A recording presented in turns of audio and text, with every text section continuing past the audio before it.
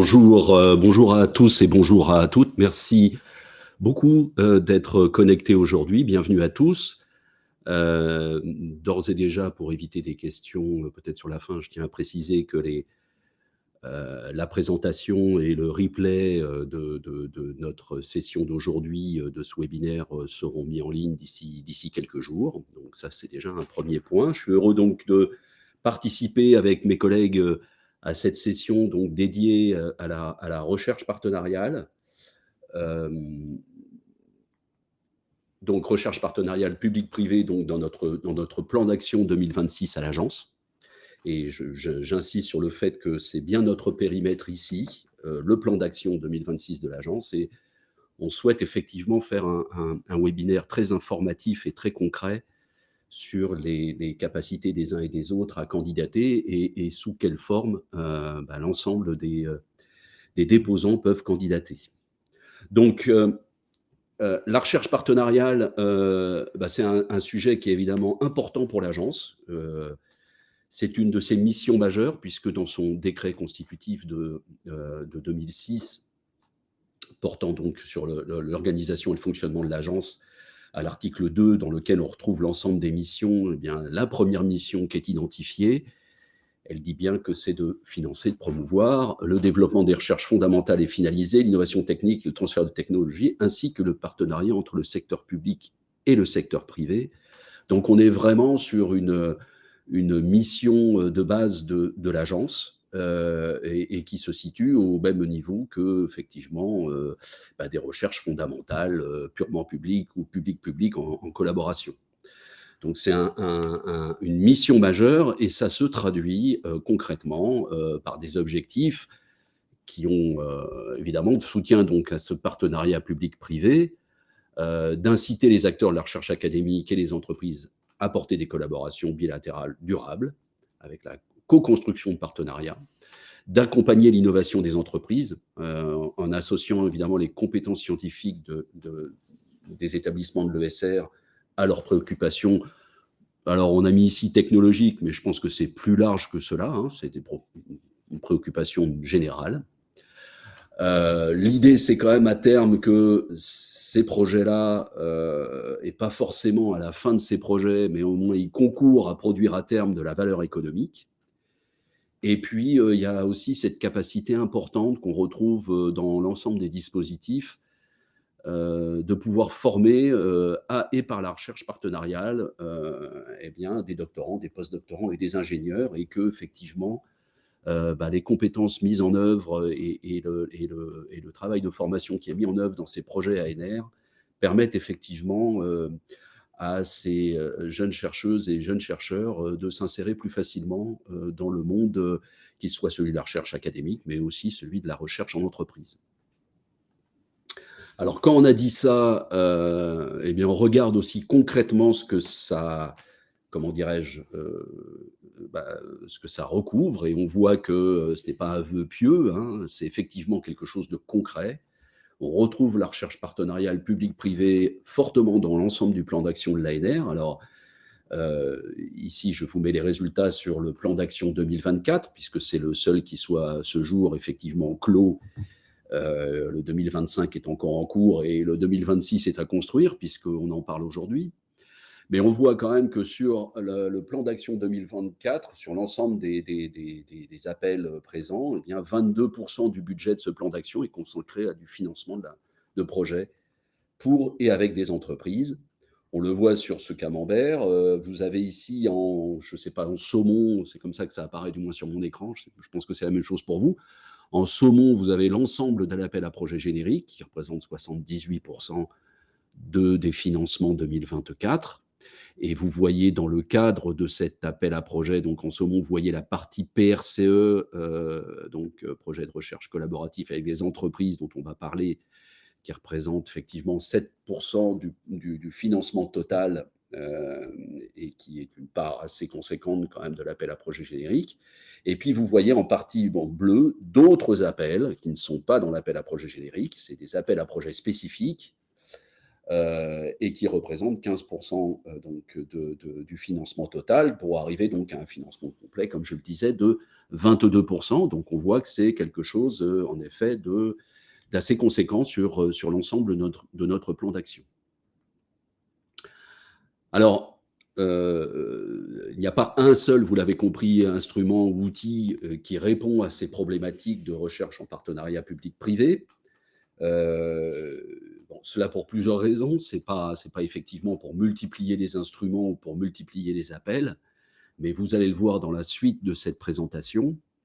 Il y a différents outils qui ont différents objectifs, certains plus portés pour des aspects d'incitativité vis-à-vis du monde de la recherche publique, d'autres plus pour être incitatifs vis-à-vis d'entreprises ou de catégories d'entreprises.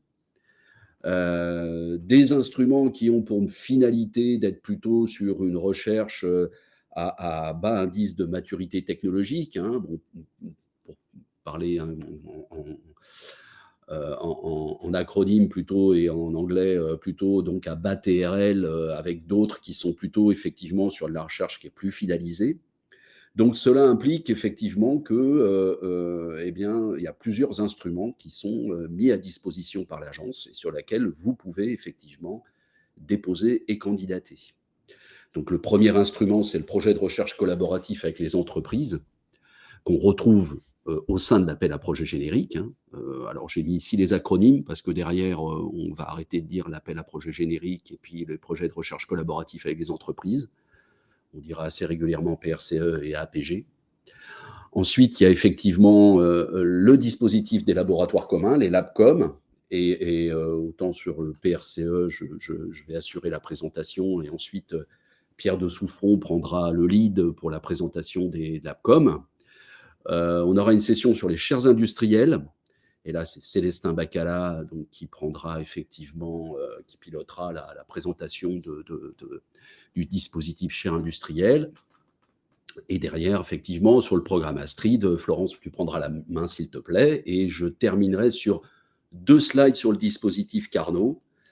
Et puis, effectivement, bien, on aura terminé notre session, étant entendu, pour les personnes, effectivement, qui sont connectées, ce que je vous propose, c'est que entre chacun des instruments, potentiellement, on laisse une place pour un espace de questions-réponses.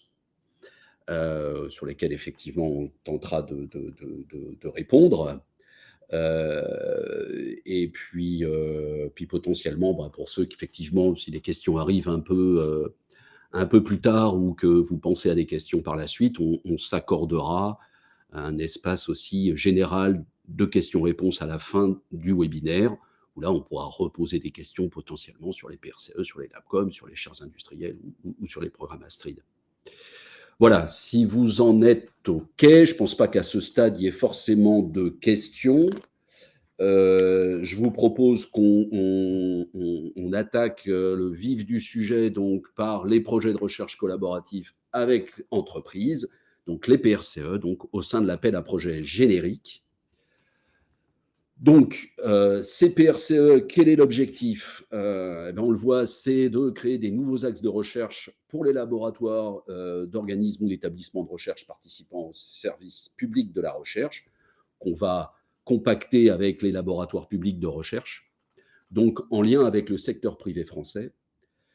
L'idée, c'est qu'à terme, c'est évidemment favoriser l'innovation au sein de sociétés commerciales conduisant des travaux de R&D, et je vais revenir sur le terme de société commerciale, il est important, et d'être en capacité, l'objectif, de financer les 2 types de partenaires, mais aussi l'objectif, c'est d'être en capacité de donner la possibilité à ce que les 2 types de partenaires soient coordinateurs, effectivement, de propositions. Donc tout de suite, parce que ça c'est, on va passer un peu de temps sur cette slide si vous le voulez bien, parce que je veux dire c'est un des sujets qui est vraiment important sur les attentes en termes de partenariat. Donc qu'est-ce qu'on attend en termes de consortium au niveau effectivement de ces PRCE? On attend des consortiums qui associent au moins un laboratoire de recherche public et au moins une société commerciale. Donc là, il va falloir qu'on précise bien. Donc je pense que sur le terme de laboratoire public, il n'y a pas trop de sujets, mais c'est plus sur celui de société commerciale où je pense qu'il faut qu'on passe un peu de temps.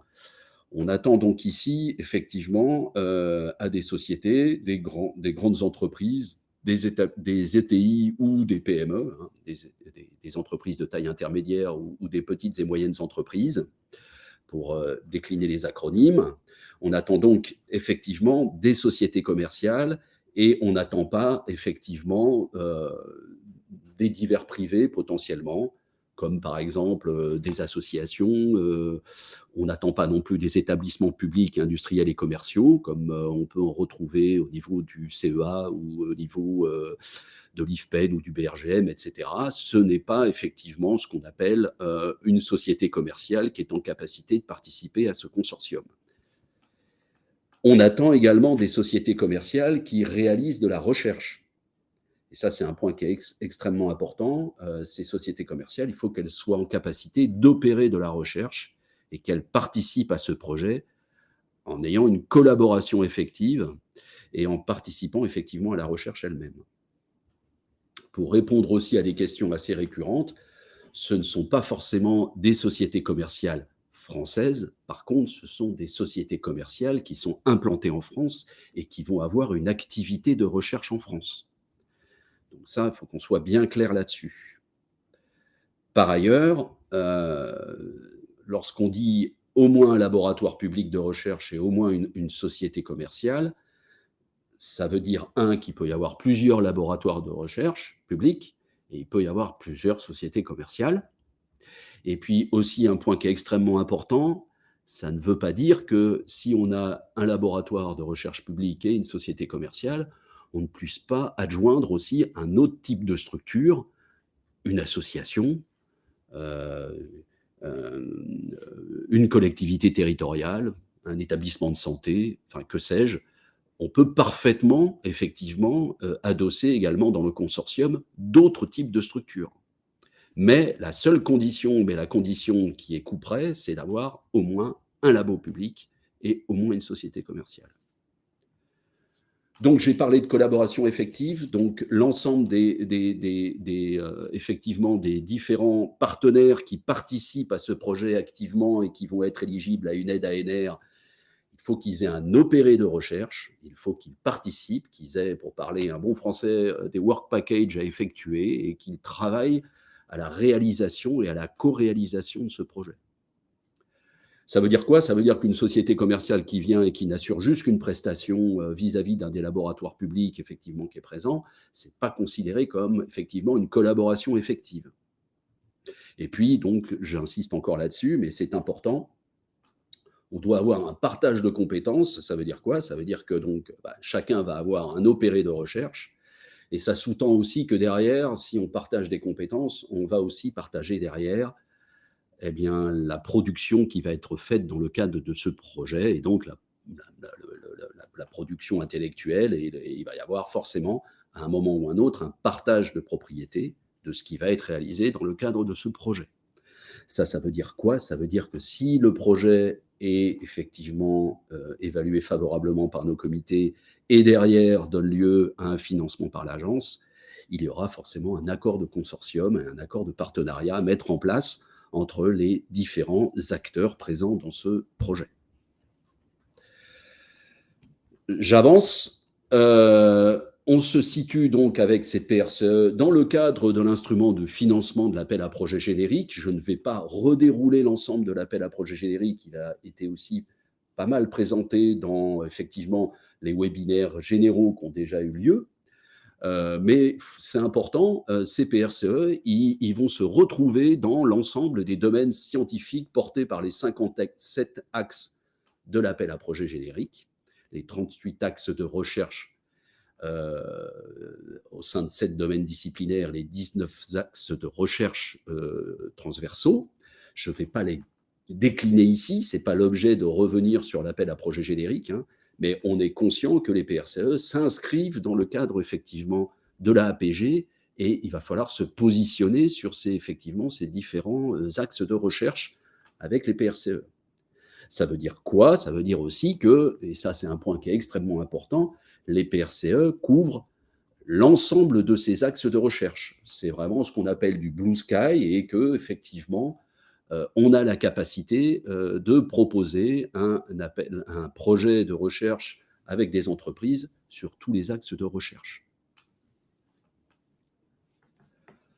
Alors ça, c'est encore une fois, c'est pas incantatoire, hein, ça se vérifie. Vous avez ici sur ce donuts là, pour chacune des années, les répartitions des financements, suivant des grands domaines. Alors concentrons-nous, sur le cercle le plus éloigné du centre, hein, pour les chiffres 2024. Et on voit quoi? Alors croyez-moi sur parole si c'est un peu petit sur la légende, mais je pense qu'on doit le voir, que donc 46 des projets financés ont été positionnés sur des interdomaines. 16, alors là, je suis désolé sur les acronymes, mais je vais un peu les développer parce que ce sont des acronymes sur les départements scientifiques de l'ANR et c'est peut-être pas forcément super clair pour l'ensemble, effectivement, des participants à ce webinaire. Mais 16 sont effectivement portés, on va dire, sur le département SPICE, qu'on va dire grosso modo sur les sciences de l'ingénieur, matériaux, chimie, énergie. 3 sur effectivement, là, c'est plus clair, sur les sciences humaines et sociales, ce qui est effectivement peu et on espère effectivement avoir beaucoup de dépôts, sur ces domaines-là. 12 sur le numérique et mathématiques. 8 sur effectivement EERB, donc disons tout ce qui concerne l'agroécologie au sens large. Et puis 15 sur BS, ça c'est un peu plus clair, donc sur la biologie santé. Mais vous voyez qu'en effet, on est souvent sur de l'interdomaine, entre peut-être des domaines fondamentaux de recherche, mais également derrière, avec des filières plus portées par le monde de l'entreprise. Donc on est souvent à des carrefours de plusieurs domaines, ce qui explique qu'il y ait pas mal de propositions financées dans le cadre des interdomaines. Je suis très clair là-dessus, c'est une question qui pourrait arriver. Là, c'est des projets financés, mais on a le même mapping à très, très peu de choses près sur les projets déposés. Je veux dire, pour répondre à une question de se dire: «J'ai plus de chance si je vais dans l'interdomaine ou si je vais dans un domaine», la réponse, elle est non, il n'y a pas plus de chance, de l'un ou de l'autre. Alors PRCE, c'est un outil de financement qui est important pour l'agence. C'est un peu son étendard ou son flagship pour la recherche partenariale. Et on voit qu'effectivement, c'est un dispositif qui concentre beaucoup de propositions, puisqu'on voit, alors là, vous avez sur l'évolution sur les 5 dernières années, mais je vais aller assez vite. Donc, sur la dernière année close, à savoir 2024, on a eu près de 500 pré-propositions quand même qui ont été déposées sur des partenariats publics-privés avec des sociétés commerciales. Donc, on voit pour répondre à certains, oui, il y a des communautés que ça intéresse et c'est vraiment quelque chose d'important. On voit qu'il y a eu 121 projets qui ont été donc sélectionnés par l'agence et suite au travail de nos différents comités d'évaluation scientifique.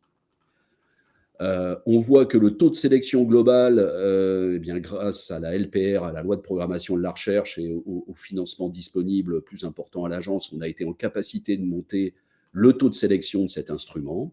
Et on est monté maintenant, on voit, à 25% de taux de sélection. Ça veut quand même dire que on a une proposition sur 4 qui est retenue donc entre la proposée et la financée. C'est un ratio qui est quand même assez important et qui est assez attractif, je dirais, et en particulier pour le monde de l'entreprise. Et puis on voit que on est sur des financements en termes de masse budgétaire qui commencent à être conséquents, puisqu'on voit qu'en 2024, on a consacré 73 millions d'euros à financer quand même ces projets. Donc un dispositif qui a trouvé ses communautés et des communautés qui sont quand même effectivement bien servies par l'agence. Alors si on regarde et qu'on intègre un peu tous ces résultats depuis la mise en place donc de ce dispositif PRCE, donc depuis 2014, On voit qu'en tout, on a financé un peu plus de 1400 projets. L'idée, c'est aussi d'arriver à se dire, c'est quoi le type moyen du projet PRCE. Ben, on voit que grosso modo, en termes d'aide financée, on est sur les 809 millions d'euros d'aide répartis sur l'ensemble des projets, on est grosso modo à un peu moins de 600 kilos euros de financement par projet, de financement ANR, hein, je parle bien. On voit qu'on est en moyenne à 4 partenaires, donc on voit qu'on dépasse un laboratoire et une entreprise, enfin une société commerciale. On voit qu'on est en moyenne à plus que cela. Mais la moyenne, encore une fois, c'est une photographie, hein. On a beaucoup de PRCE à 2 partenaires financés, et puis on en a aussi certains à 5, 6, 7 projets financés. L'aide moyenne pour les projets effectivement de laboratoire public, elle est de 154 kilos euros. Et l'aide moyenne des partenaires entreprises est de 97 kilos euros. C'est là qu'effectivement, on doit préciser que ces aides, elles s'inscrivent complètement dans le règlement financier de l'agence, que je vous invite évidemment à consulter. Et les 154 kilos euros d'aide portés donc par ces laboratoires publics, c'est de l'aide par rapport effectivement à un coût marginal et à 100% des coûts marginaux de ces laboratoires publics. Par contre, l'aide moyenne des partenaires entreprises, les presque 100 kilos euros, ils portent par rapport à un pourcentage de leur aide, de leur coût complet réalisé dans le cadre de ce projet, et que ce pourcentage de ce coût complet, il est fonction du type de recherche, recherche fondamentale, recherche industrielle ou développement expérimental, et puis il est également dépendant du type d'entreprise qui est présente dans le consortium, suivant que ça soit une PME ou suivant grosso modo que ça soit un grand groupe, une grande entreprise. Mais j'y reviendrai un peu plus loin. Un point important quand même, c'est de noter que sur ces 1400 projets, ben, grosso modo, on en a 28 qui sont coordonnés par une chercheuse et 72% par un chercheur. C'est moins bien que l'appel à projet générique d'une manière générale, et on voit que là aussi, effectivement, même si ce n'est pas un critère d'évaluation, on souhaiterait, on aimerait effectivement qu'il y ait de plus en plus de chercheuses qui encadrent ce type de projet, et le fait de monter un peu en indice de maturité technologique ne doit pas faire effectivement qu'on doit se retrouver avec forcément des coordinateurs. Alors sur tous ces sujets-là, mais également sur la production, je l'ai mis ici en rouge et je fais un peu de teasing. On va bientôt sortir effectivement un focus sur les 10 ans de ce programme. Et là, je crois qu'il y aura aussi des informations très intéressantes, puisque effectivement, on est revenu vers les porteurs de ces projets. On leur a demandé comment s'étaient passés ces projets, et puis qu'est-ce qui s'était passé à la fin de ces projets. Donc, on aura, dans le cadre de ce focus, la possibilité de mettre à disposition pas mal d'informations sur ces projets et de voir qu'effectivement, il y a de la vraie production scientifique, mais il y a aussi de la création de valeur, et pas que de la création de connaissances qui est faite dans le cadre de ces projets.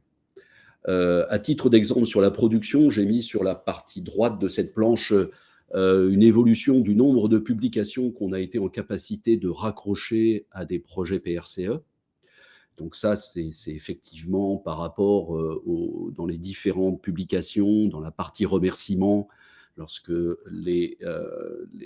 financement ANR a été remercié, on a été en capacité de tracer ce rattachement donc à notre financement PRCE. Ça me permet effectivement de dire que c'est absolument indispensable de le faire et de raccrocher dans les remerciements le financement ANR. C'est indispensable pour pouvoir derrière faire des bilans, pour pouvoir faire des études d'impact et d'être en capacité de mesurer, je dirais, l'importance de ces financements et l'efficacité de ces dispositifs.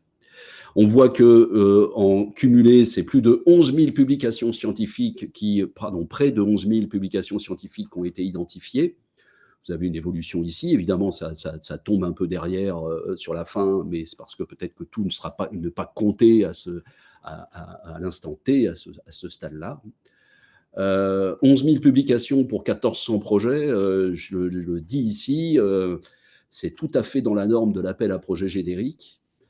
Et le fait de travailler sur des projets en collaboration avec des entreprises, ce n'est pas du tout un frein à la publication. On n'a pas des ratios qui soient plus faibles sur PRCE que sur des PRC, sur du JCJC ou d'autres dispositifs portés par l'appel à projet générique. On avance. PRCE, comme je l'ai dit, c'est un instrument ancien, qui a sa vie, 10 ans déjà de PRCE, mais c'est un instrument qui évolue. On a souhaité effectivement au cours de cet appel 2026 d'apporter des modifications assez sensibles, puisqu'effectivement, ce sujet des partenariats publics-privés, c'est un des 3 sujets majeurs portés par effectivement une évolution majeure de notre plan d'action, indépendamment des différentes mesures de simplification qui ont été apportées. Je ne vais pas revenir à décliner le plan d'action ici, mais en tous les cas, ce sujet d'être en capacité de faciliter l'accès au financement ANR pour les entreprises et les partenaires académiques, il a été mis en avant. Et donc, la nouveauté 2026, c'est effectivement de porter en étape 1 de l'appel à projet générique pour donc le PRCE un unique enregistrement sans la fourniture d'une pré-proposition, donc d'un 4 pages, et simplement uniquement de s'enregistrer au niveau de l'étape 1 et donc de déposer une seule fois au niveau de l'étape 2 et donc de déposer le projet complet en étape 2. Donc pour les PRCE, retenez qu'en 2026, il n'y a pas de présélection, il n'y a pas de fourniture d'un pré-projet, il y a juste un enregistrement. Par contre, et on y reviendra, l'enregistrement, il faut le faire. Il est indispensable.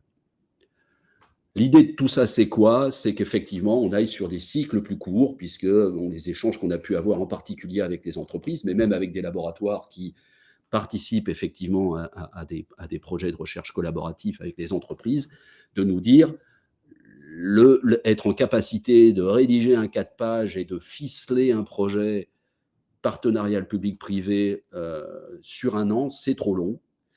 Nous, il nous faut effectivement un débouché plus rapide pour être effectivement plus agile et de répondre à des temps je dirais des temps de recherche des entreprises et des temps de mise en place de recherche des entreprises plus courts. Donc, c'est l'idée d'être en capacité de se dire que, entre le dépôt d'un projet et la contractualisation, si bien sûr le projet est sélectionné et financé, on tend vers 6 mois entre effectivement ce dépôt de projet et cette contractualisation. Donc ça, c'est une des évolutions majeures. Et la deuxième évolution majeure, c'est une incitativité plus importante et un accroissement du nombre d'entreprises en capacité de candidater.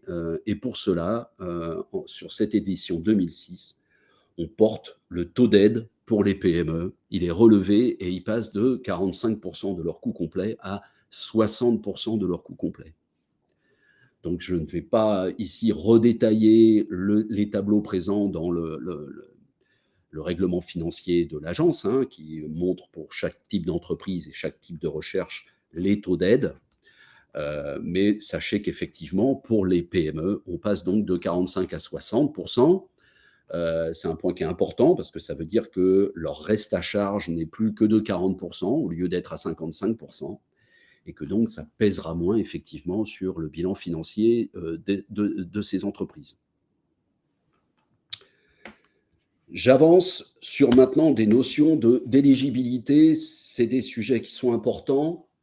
Je pense avoir martelé quand même les conditions d'éligibilité sur le consortium. Je pense qu'on a compris qu'il faut au moins un labo public et une société commerciale. Ça, je pense qu'on l'a tous compris maintenant. Mais effectivement, une condition d'éligibilité, il y a des choses qui ne doivent pas changer en cours de processus et que donc lorsque, à la première étape, il va y avoir l'enregistrement qui va être fait, le nom du coordinateur ou de la coordinatrice du projet, Bon, l'instrument de financement, ça on l'a compris, c'est PRCE, donc ça lui aussi ne doit pas changer. Et le comité d'évaluation défini lors du dépôt, donc à la pré-proposition à l'enregistrement, ne pourront pas être modifiés en cours de sélection. Donc, à l'étape 1, à mi-octobre, on va dire le coordinateur ou la coordinatrice, c'est Monsieur Dupont, c'est Madame Duval. Je vais candidater sur du PRCE, je vais me positionner sur tel comité d'évaluation. Ça, par contre, ça sera de l'intangible. Et il faudra que ça reste comme cela. Pour tout le reste, effectivement, ça peut évoluer. On peut rajouter un partenaire. Si on en a mis 4 et que ce n'est pas l'établissement coordinateur, on pourra enlever un partenaire à partir du moment où on reste effectivement toujours avec un laboratoire public et une société commerciale. Voilà, toutes ces choses-là peuvent changer. On a juste ces 3 informations qui devront rester effectivement les mêmes entre l'étape 1 et l'étape 2. Après, la deuxième partie de la slide ici, c'est sur de l'implication, mais ça, je dirais que c'est de l'implication qui est commune sur l'ensemble de l'appel à projet générique.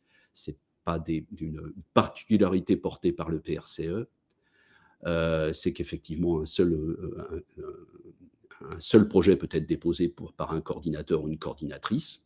Et puis, il ne faudra pas qu'il soit effectivement impliqué dans plus de 3 projets. Donc, ça, c'est la première bullet point. Et puis, un coordinateur ou une coordinatrice qui a déjà été financé au cours de l'édition 2025 ne pourra pas être effectivement coordinateur ou coordinatrice dans l'édition 2026 de l'appel à projet générique. J'insiste, ce sont des conditions qui portent sur l'ensemble de l'appel à projet générique. Donc, un coordinateur ou une coordinatrice d'un PRC financé en 2025 ne peut pas porter un PRCE en 2026. On a bientôt terminé sur effectivement cet outil PRCE.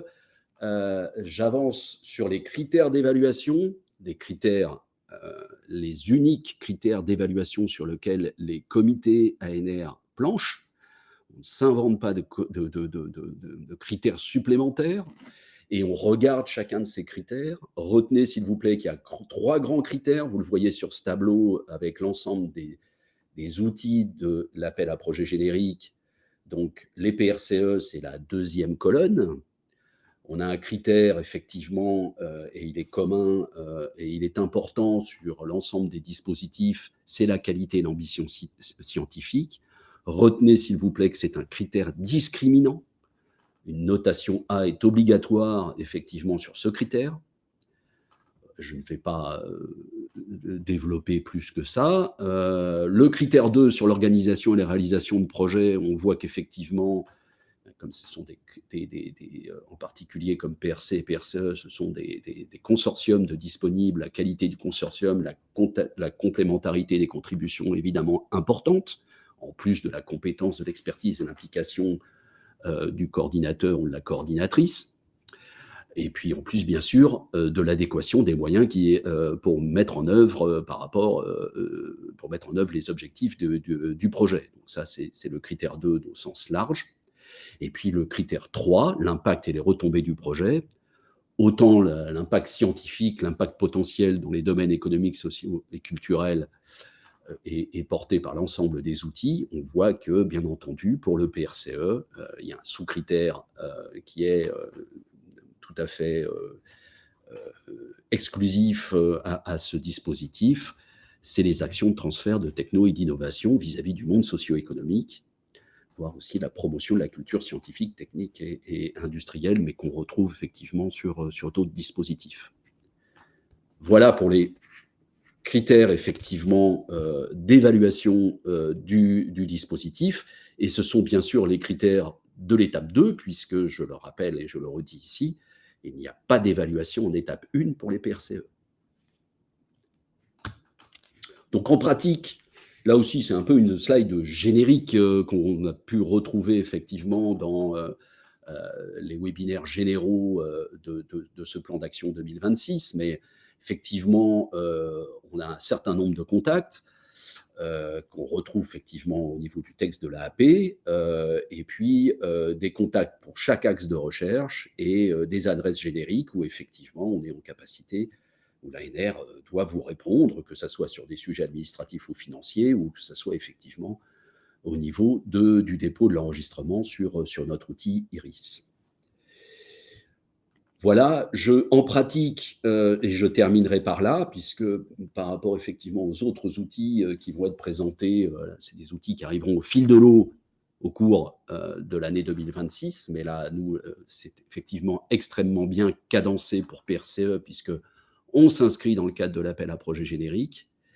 Et donc, les conseils, c'est évidemment, en plus de la lecture de l'appel à projet, c'est vraiment de consulter notre guide de l'appel à projet générique, qui est déjà en ligne sur notre site, et sur lequel on va retrouver effectivement beaucoup d'informations que je vous ai données ici, mais ça vaut, je pense, vraiment le coup de les relire à tête reposée.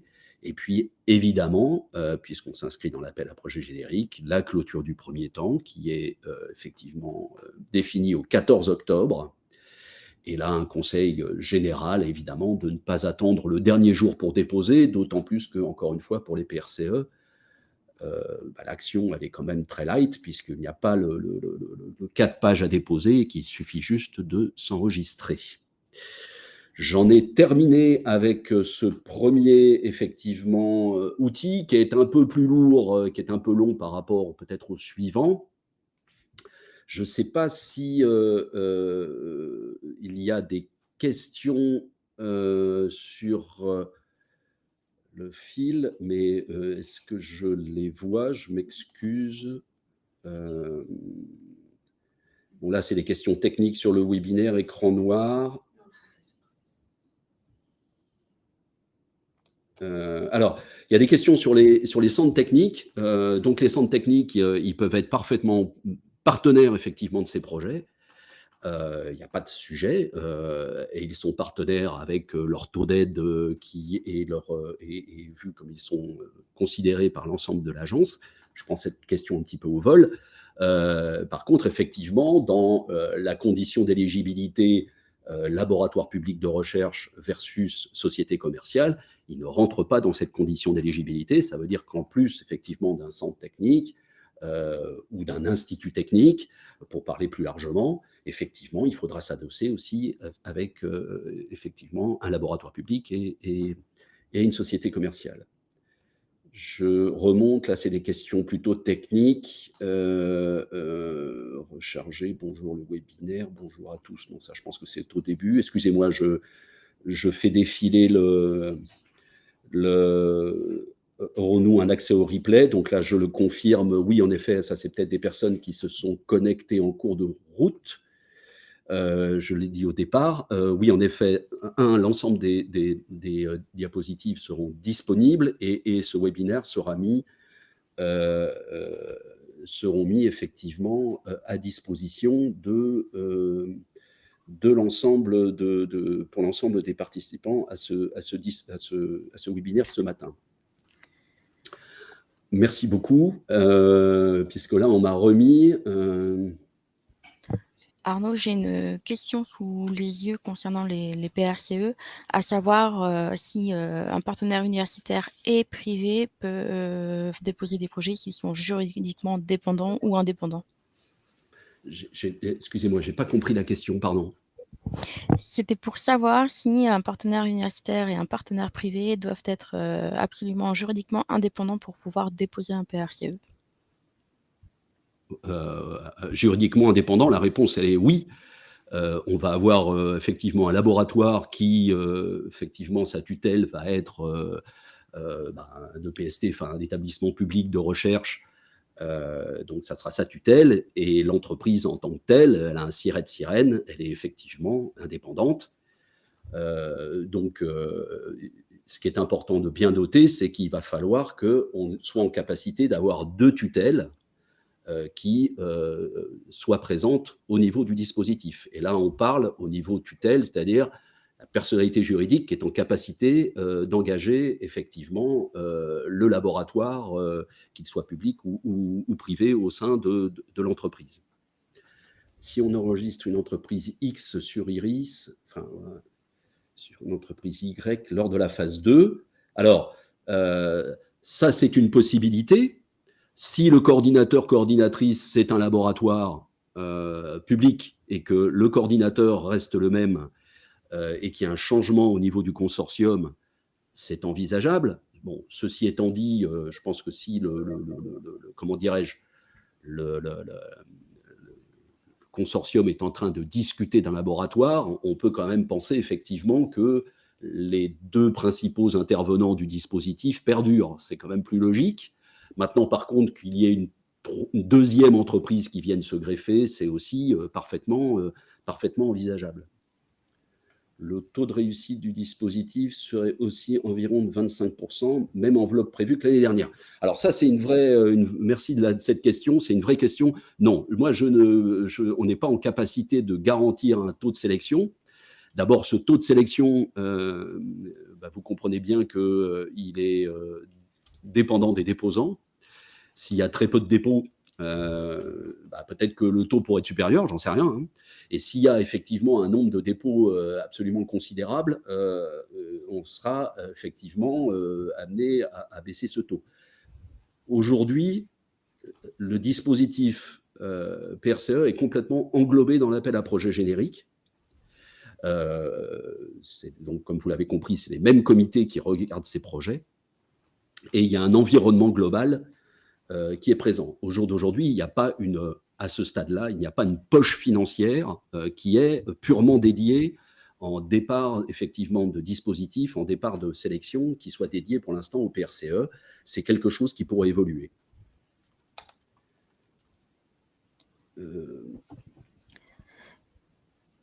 Alors, quels sont les critères d'évaluation de visibilité des entreprises, de viabilité, des entreprises, excusez-moi. Exemple, une start-up de 15 mois d'existence est-elle éligible? La réponse est oui, à partir du moment où effectivement une structure, elle est déposée, elle existe, elle est parfaitement éligible. Une start-up est éligible. Maintenant, j'insiste là-dessus. Entre l'éligibilité, c'est une chose. Ensuite, l'évaluation et la qualité du consortium, elle est importante. Si c'est une jeune pousse qui, effectivement, avec deux ETP, deux équivalents temps plein, avec une toute petite structure, il faut qu'elle soit en capacité d'opérer sa recherche.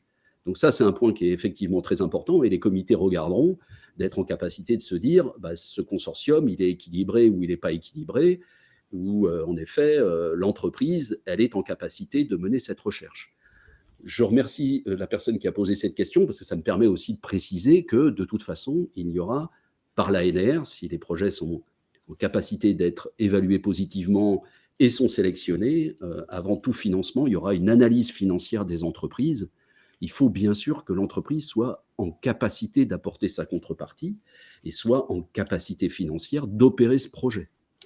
Et qu'effectivement, à cause du projet ANR, elle soit dans l'incapacité de perdurer. On est bien clair là-dessus. Clairement, une entreprise en difficulté ne sera pas financée par l'agence. Ça rejoint la question suivante.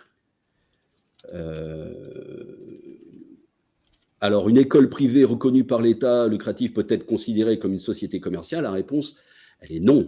On est vraiment sur, effectivement, la société commerciale avec effectivement, sortie marché, compétitif, et qui, effectivement, une école privée ne sera pas considérée. Ça ne l'empêche pas de faire partie du consortium. J'insiste encore une fois là-dessus, hein. Ça n'empêche pas de faire partie du consortium, mais ça sous-tendra effectivement qu'il y ait une société commerciale qui soit effectivement présente dans le consortium.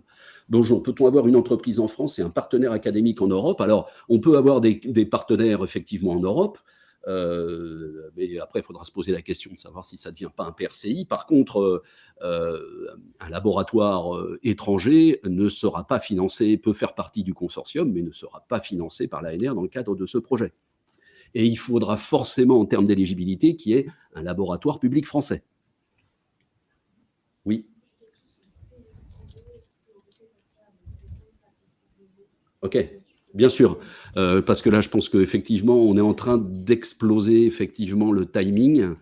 Je vais donc m'arrêter ici sur les questions. Par contre, effectivement, les questions, elles sont collectées par l'agence. Et derrière, on va faire de la réponse effectivement écrite.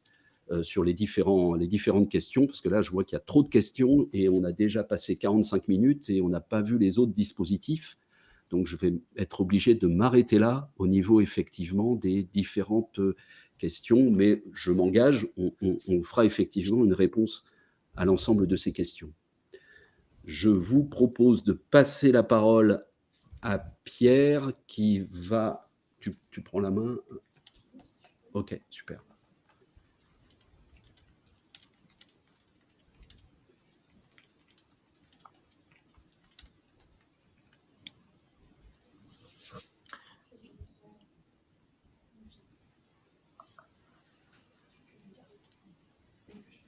Pierre, bonjour et je te passe la parole.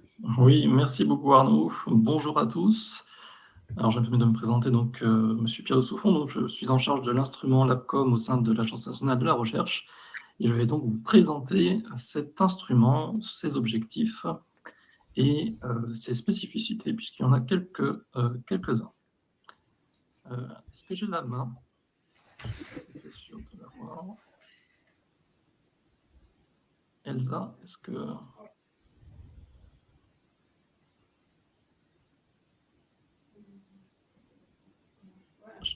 Ah, voilà. Parfait. Je passe les slides pour toi. Tu passes les slides pour moi? Oui. Ok, super. Donc je t'en prie, slide suivante, s'il te plaît. Donc, effectivement, nous allons aborder le fameux programme laboratoire commun au sein de l'Agence nationale de la recherche. Alors, avant d'entrer effectivement dans le vif du sujet sur ces différentes modalités, quelques points de précision à travers 3 axes concernant donc, ce programme qui s'inscrit pleinement effectivement sur l'ensemble des grands axes qui ont été évoqués par M. Torres par rapport à nos différents instruments de recherche partenariale. Alors, le premier point, effectivement, c'est que c'est un instrument qui a été donc créé en 2013. Ah, je ne vois plus les slides. Ah, voilà.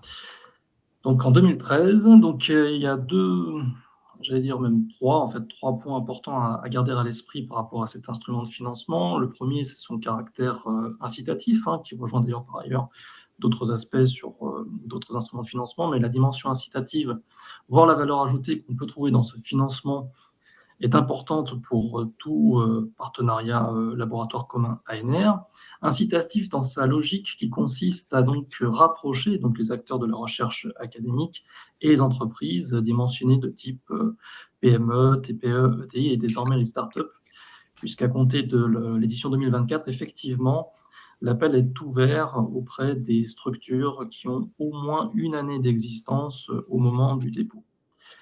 Au-delà de la composante d'incitation, il y a cette volonté de constituer des partenariats bilatéraux, donc durables. Et là, par rapport à la conséquence, j'attire votre attention sur la durabilité, la viabilité de cette co-construction. Il s'agit vraiment d'envisager donc la collaboration sur le long terme, donc au-delà du financement public que vous pourriez obtenir dans le cadre d'un dépôt pour les LabCom ANR. Le deuxième axe, effectivement, dans le cadre de cette structuration de collaboration, il s'agit effectivement de dynamiser la production scientifique qui émanerait de cette collaboration, de ce modèle économique émergent. Et puis évidemment, pour l'entreprise partie prenante de la collaboration, il s'agit de soutenir l'innovation, qu'elle soit disruptive ou incrémentale, avec effectivement, à terme, pour l'entreprise, un véritable retour sur investissement économique pour celle-ci. Slide suivante, s'il vous plaît. Alors pour que vous puissiez vous faire une petite idée sur les différents résultats et ce que représente l'instrument LabCom, voici quelques chiffres et quelques indicateurs. Alors ce n'est pas exhaustif, mais ça vous permet de vous faire encore une fois une petite idée. Donc le soutien moyen qui a été adressé finalement aux différents projets qui ont pu être sélectionnés depuis 2013 est à hauteur de 320 000 €. On est sur plus de 90 millions qui ont pu être alloués depuis finalement l'existence de ce programme. Ce qui est important de garder à l'esprit, c'est que c'est un financement qui est fléché auprès de l'organisme gestionnaire de tutelle du laboratoire académique, partie prenante de la collaboration. C'est-à-dire qu'encore une fois, il n'y a pas de flux financier possible dans le cadre de cette subvention pour l'entreprise partie prenante de ce partenariat. Donc, il est important aussi de, encore une fois, insister sur l'éligibilité des entreprises et parties prenantes de la collaboration, donc désormais ouvertes aux startups. Et si vous voulez, pour résumer le propos, seuls les grands groupes ou les grands comptes dans ce dimensionnement d'entreprise ne sont pas les publics cibles, si vous voulez, et donc éligibles à cet instrument de financement.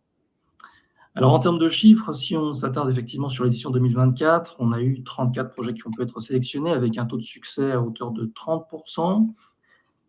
On attire également notre attention sur un point qui est également une spécificité dans le renforcement de la collaboration qui existe avec l'ANRT, donc l'Association nationale pour la recherche technologique, à savoir que toute thèse CIFRE qui serait mobilisée ou impliquée dans le cadre des montages de l'APCOM connaîtrait, si le projet est effectivement retenu par notre comité d'évaluation, une instruction accélérée auprès de l'ANRT pour faciliter, encore une fois, la réalisation et l'obtention de ce cofinancement entre l'entreprise, l'ANRT, pour la thèse CIFRE impliquée dans le projet. Alors, juste en dessous donc, de ces différents éléments que je viens de vous citer, vous avez donc c'est encadré vis-à-vis de quelques indicateurs.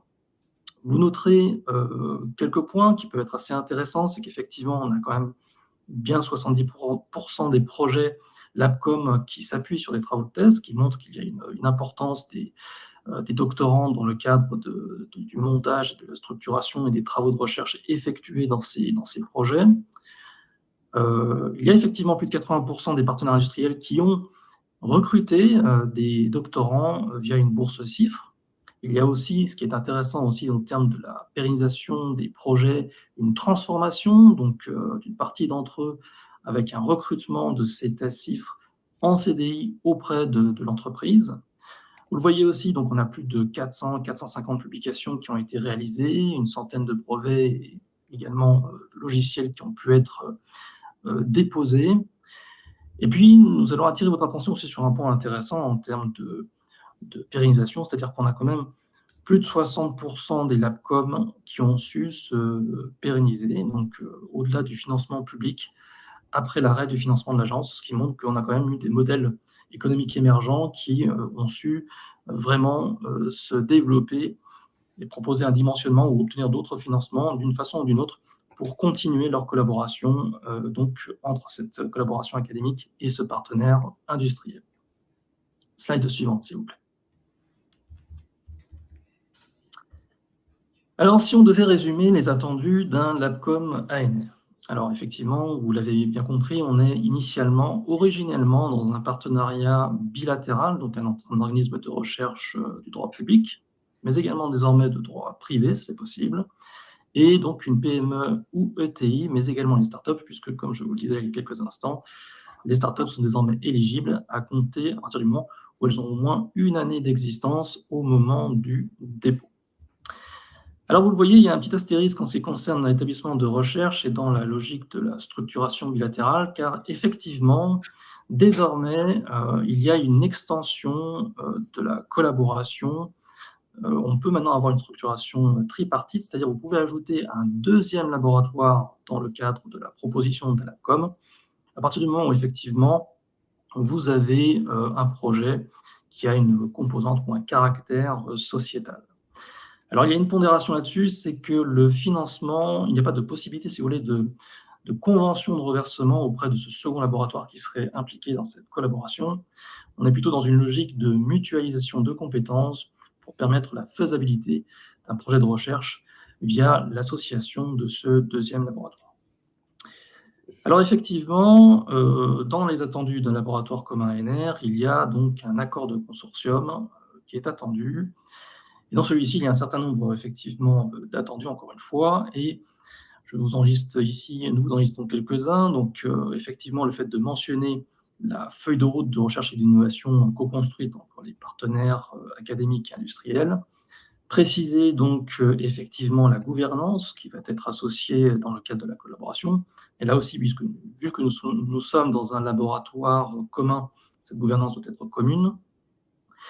L'idée est aussi de préciser les moyens humains et matériels qui vont être mobilisés dans le cadre de la collaboration.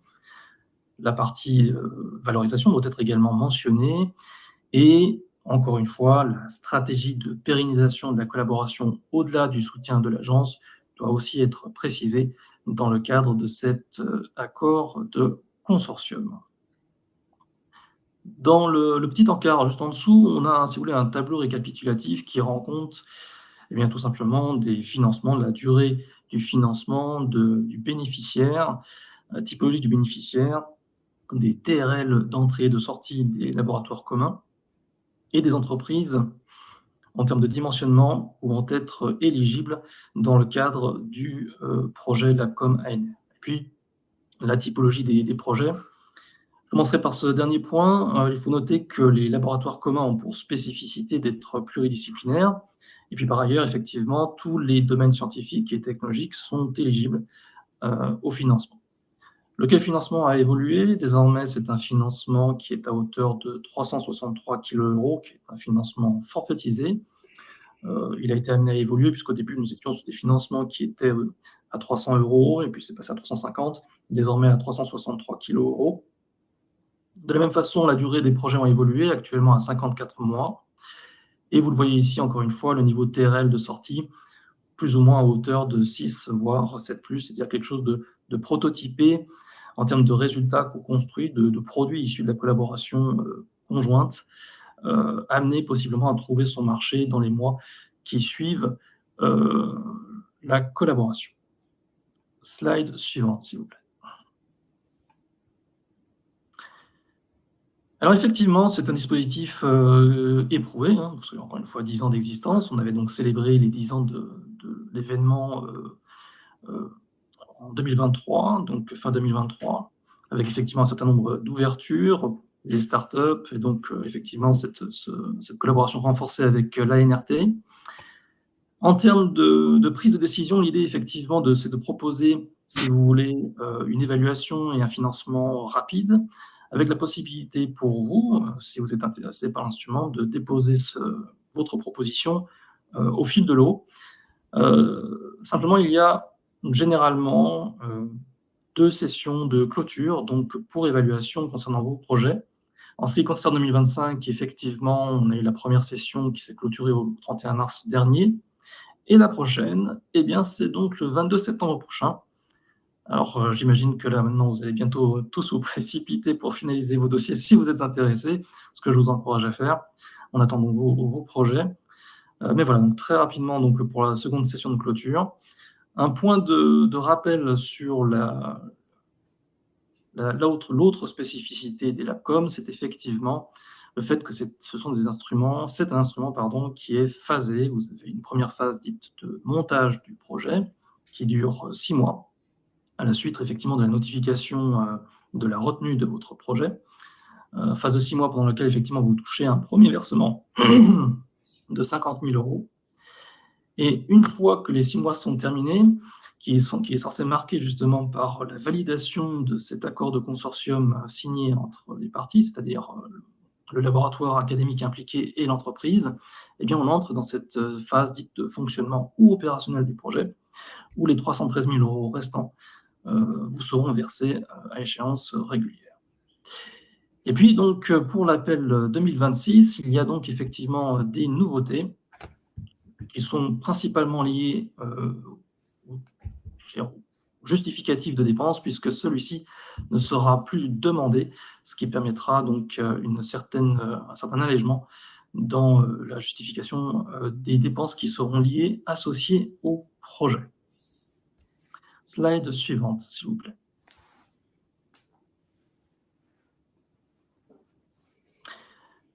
Alors évidemment, vous vous dites, très bien, effectivement, on est effectivement très intéressé, mais quels sont les critères d'évaluation du programme LabCom ? Écoutez, vous le voyez sur cette slide, on a 3 axes, 3 piliers principaux sur lesquels effectivement votre proposition va être amenée à être évaluée.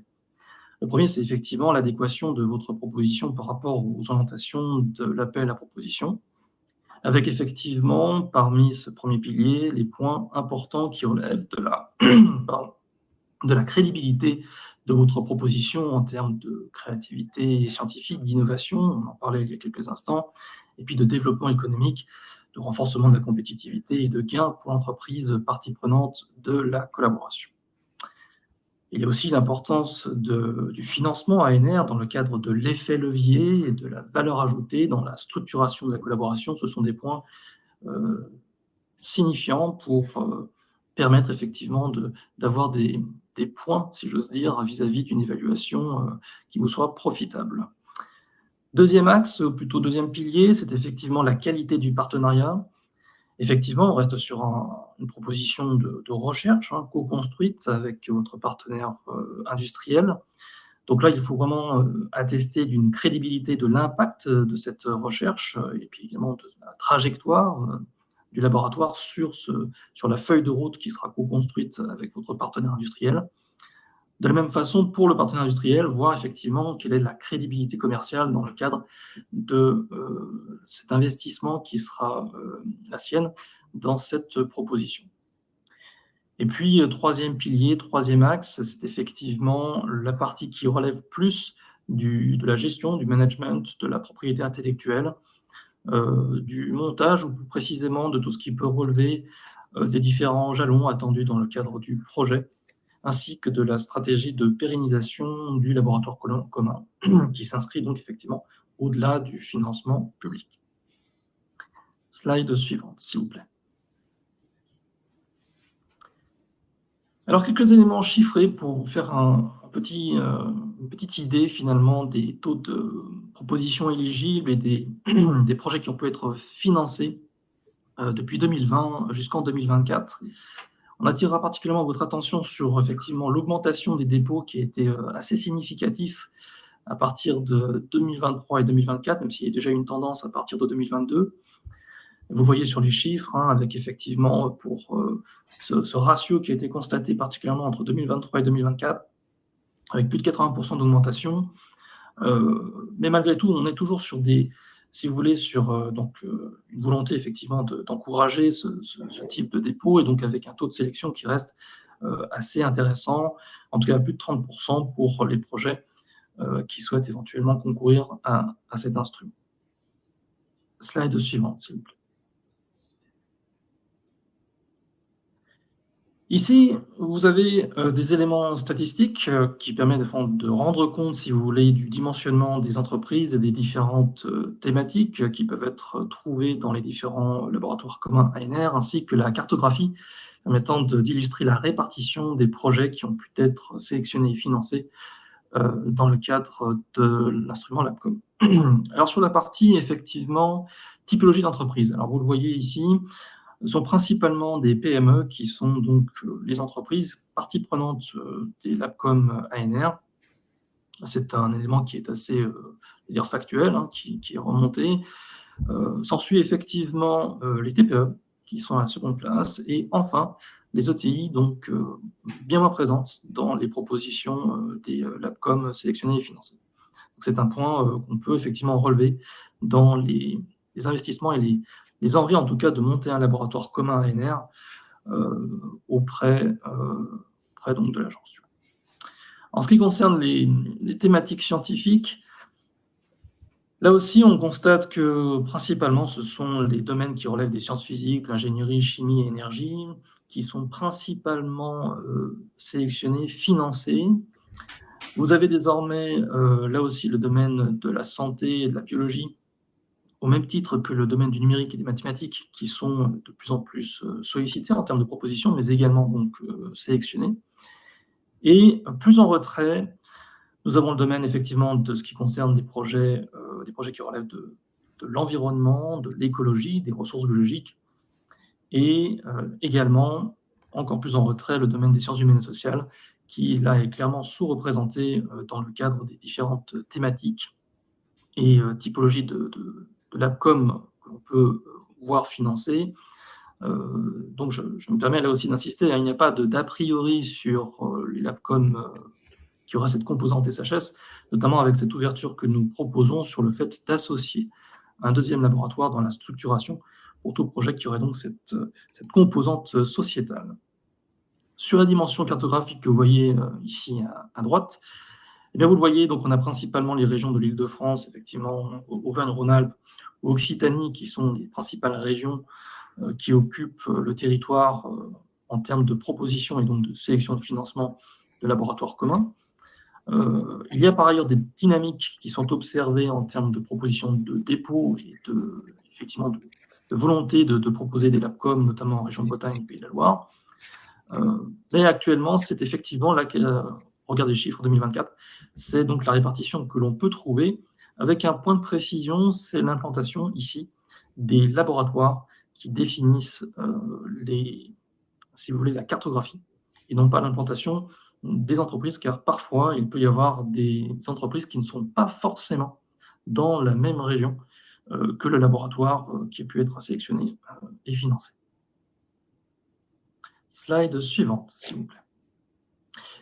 Alors oui, pour résumer, si vous voulez, finalement, la philosophie donc, de ce type de montage de proposition LabCom ANR, donc c'est un projet donc, qui est effectivement conjoint en public-privé.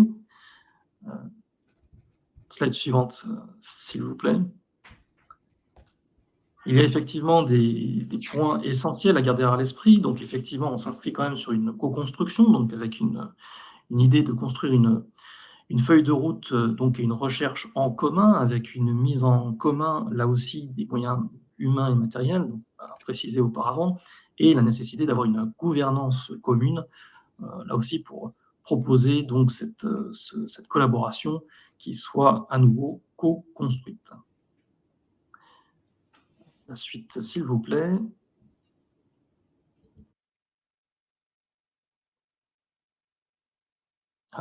Oui, merci. Alors effectivement, il y a par ailleurs donc des résultats qui doivent être valorisés par l'entreprise pour permettre effectivement le potentiel de croissance pour celle-ci. Ce sont ici les points, j'allais dire, structurants et attendus dans le cas notamment d'un projet de laboratoire commun.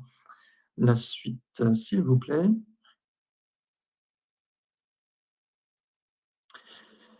Alors, à partir du moment où vous avez donc un laboratoire commun ANR, vous vous inscrivez quelque part dans un écosystème vertueux, puisqu'il y a la possibilité, pour cet instrument, mais également pour d'autres instruments, tels que le programme Chaire industrielle. Le cas échéant, je laisserai la parole à mon collègue, M. Bacala, pour effectivement apporter des éventuelles précisions. Mais dans le cadre effectivement des régions Pays de la Loire et de la région Sud, vous avez la possibilité de bénéficier d'un abondement complémentaire si d'aventure, effectivement, vous aviez l'opportunité d'être sélectionné dans le cadre déjà de l'instrument LabCom ANR. Alors, pour la région Sud, effectivement, de la même façon que ce soit pour le programme LabCom, pour Chaire industrielle, mais encore mon collègue M. Bacala ou M. Torres pourra effectivement apporter des précisions. Il s'agit effectivement là aussi toujours d'inciter les communautés à favoriser les collaborations entre organismes de recherche publics et les entreprises. Et donc effectivement, les modalités, il s'agit tout simplement pour les lauréats de nos instruments respectifs, eh bien tout simplement de candidater pour obtenir cet abondement qui est donc plafonné à hauteur de 200 000 €, mais qui est effectivement un abonnement qui est plafonné, mais sur une typologie de dépenses, un poste de dépenses bien spécifique, à savoir les équipements, donc via le budget régional sur les projets depuis 2021. Slide suivante, s'il vous plaît. Alors pour résumer la partie LabCom en termes de statistiques et de taux de succès, alors vous le voyez, donc on est en tout cas pour 2024 à plus de 30% de taux de sélection. On a donc à l'heure actuelle plus de 290 projets qui ont pu être financés, sélectionnés, et donc 34 projets, encore une fois, qui ont été sélectionnés en 2024. Slide suivante, s'il vous plaît.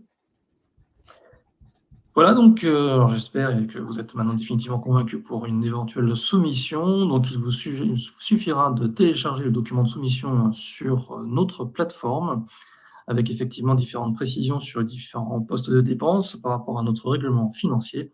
Et ensuite, il vous suffira de déposer votre proposition d'ici le 22 septembre prochain, 17h, qui est l'heure, la deadline. Et je me tiens à votre disposition pour d'autres informations complémentaires. Merci pour votre attention. Merci Pierre. Alors, je vois qu'il y a beaucoup de questions. On ne va pas pouvoir toutes les prendre là, ça ne va pas être possible. On va peut-être en prendre 3-4 maximum. Et puis ensuite, nous avons le nom, nous avons les coordonnées et l'établissement des personnes qui ont posé des questions. Et là, derrière, on fera une réponse a posteriori par courriel. Parce que sinon, comme il nous reste encore 2 instruments à bien balayer, on ne va pas pouvoir... on ne va pas pouvoir effectivement prendre toutes les questions. Est-ce que Pierre, tu as accès effectivement au chat, tu vois les questions? Est-ce que tu peux prendre 3-4 questions, s'il te plaît, maximum? Et puis ensuite, on passera sur les chairs industrielles. Alors, je vais regarder effectivement.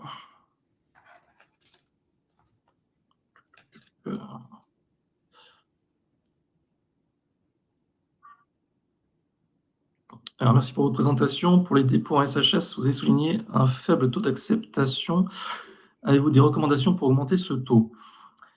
Déjà, si vous voulez, encore une fois, j'insisterai sur le fait qu'il n'y a pas d'a priori sur les propositions SHS. Pour avoir échangé avec quelques représentants ou issus de la communauté, il y a parfois peut-être encore une fois, des a priori sur le fait que l'instrument soit particulièrement ciblé ou fléché sur une typologie de projet. Ce n'est absolument pas le cas. Donc, il faut vraiment inciter d'autant plus vos collègues à candidater, d'autant plus qu'on met à disposition des formes de structuration qui sont plus étendues, comme je le rappelais, pour mutualiser un maximum de compétences, permettre la faisabilité des projets, notamment qui ont cette typologie SHS. Donc, il faut vraiment absolument ne pas hésiter, bien au contraire. Le regard du comité d'évaluation est d'autant plus intéressé par ces propositions.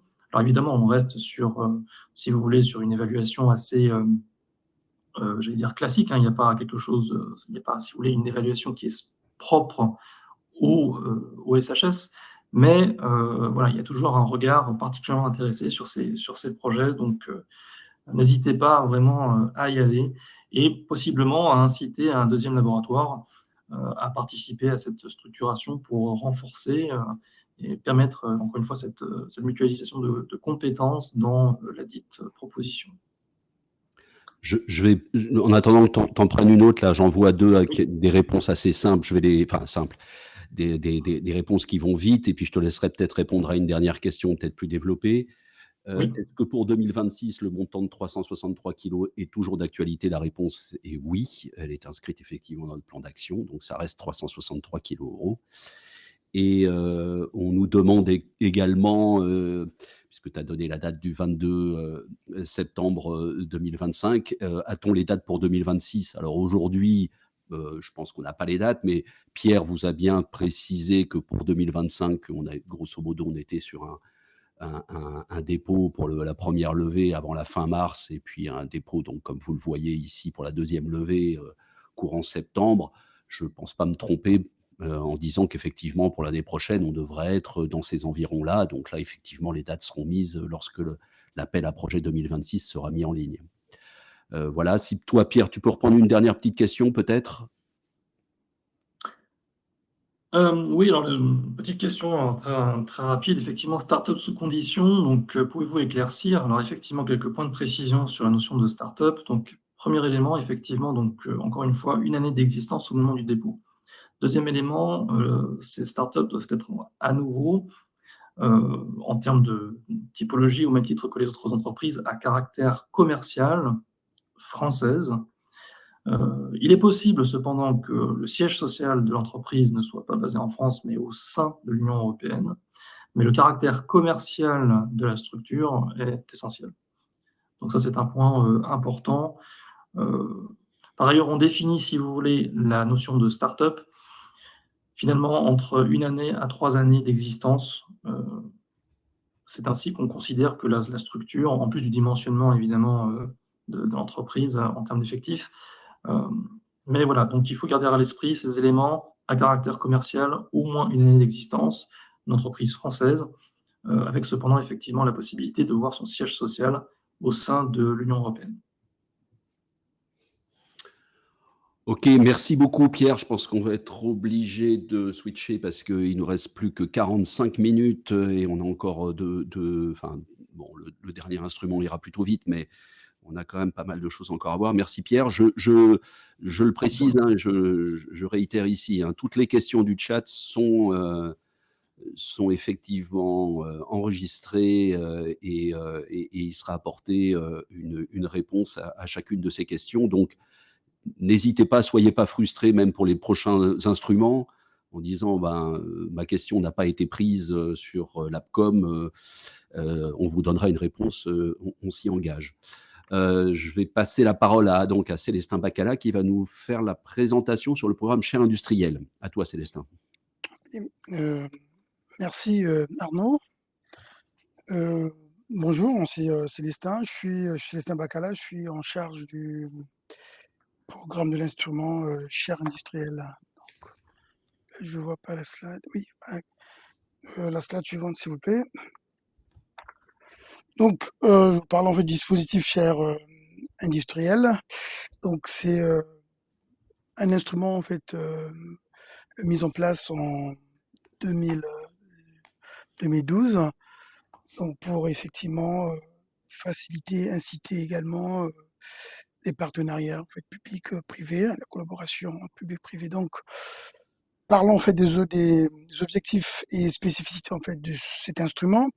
Donc, en fait, il s'agit de favoriser en fait la construction et la structuration des travaux de recherche collaborative dans des domaines en fait prioritaires et stratégiques en fait via des partenariats forts et durables. C'est le premier. Permettre à des enseignantes et enseignants, chercheuses et chercheurs de notoriété internationale, de développer des programmes de recherche ambitieux, innovants et de portée indiscutable. Il s'agit ensuite en fait d'assurer, c'est un volet important qui est très spécifique à cet instrument, c'est-à-dire la formation par la recherche de haut niveau. La slide suivante, s'il vous plaît. Je vais m'attarder un peu sur cette slide parce qu'elle est importante en fait. Elle montre en fait l'écosystème en fait de l'instrument Chaire industrielle. Donc, c'est un dispositif collaboratif, public-privé. Donc, concernant l'apport de l'ANR, donc du public, hein, c'est 50% en fait. Donc, l'ANR apporte 50% du financement et l'entreprise ou les entreprises ou le consortium des entreprises apporte également au moins 50% en numéraire. Donc, toutes les thématiques scientifiques sont concernées. La durée des projets est de 4 ans, donc 48 mois. Et une nouveauté en fait pour cette année, c'est que le ticket d'entrée en fait, est abaissé à 400 €. C'est-à-dire avant, on avait un plancher d'apport d'une entreprise en fait, qui était à 500 pour inciter davantage d'entreprises, notamment les PME ou les TPE ou les startups, à participer en fait à ce dispositif. Donc, ce plancher a été abaissé à 400 000 €. Donc, on a un plancher à 400 000 et un plafond à 1 200 000. Donc, là aussi, on peut en fait avoir un abonnement de la région ou de l'Europe, comme dans le cas en fait des LAPCOM, mais cet apport n'est pas pris en compte dans les 50% des entreprises. Donc, je veux dire, l'entreprise doit apporter en numéraire au moins 50% et le public également, mais 50%. Donc, voilà. La slide suivante, je pense que j'ai été assez clair là-dessus. On va aller un peu plus vite. Au niveau en fait des critères, donc on a 6 critères en fait principaux. Donc le premier c'est la pertinence de la proposition au regard des orientations de l'appel à projet. Donc le deuxième critère, c'est l'excellence scientifique et le caractère innovant de la proposition. Ensuite, la structuration, la construction du projet, de sa faisabilité, l'excellence de l'enseignante ou de l'enseignant, chercheuse ou chercheur pressenti pour être titulaire de la chaire, également la qualité du partenariat public-privé et l'impact global du projet. Donc, ce ne sont que ces 6 critères qui sont pris en compte dans l'évaluation de votre qui seraient pris en compte dans l'évaluation de votre projet par le comité d'évaluation. Donc, tous les critères, en fait, sont considérés au même niveau. Il n'y a pas de pondération différenciée en fait, sur ceci. Donc, là aussi, au niveau de la structuration, donc, il s'agit de, de partage, en fait, qu'on appelle une gouvernance commune, la construction, la co-construction, le partage en fait, de compétences, également la réalisation des work packages. Donc, c'est un élément important qui serait pris en compte par le comité d'évaluation lors en fait, de l'évaluation de votre candidat, enfin votre dossier. Ensuite, s'il vous plaît, la slide suivante. S'il vous plaît.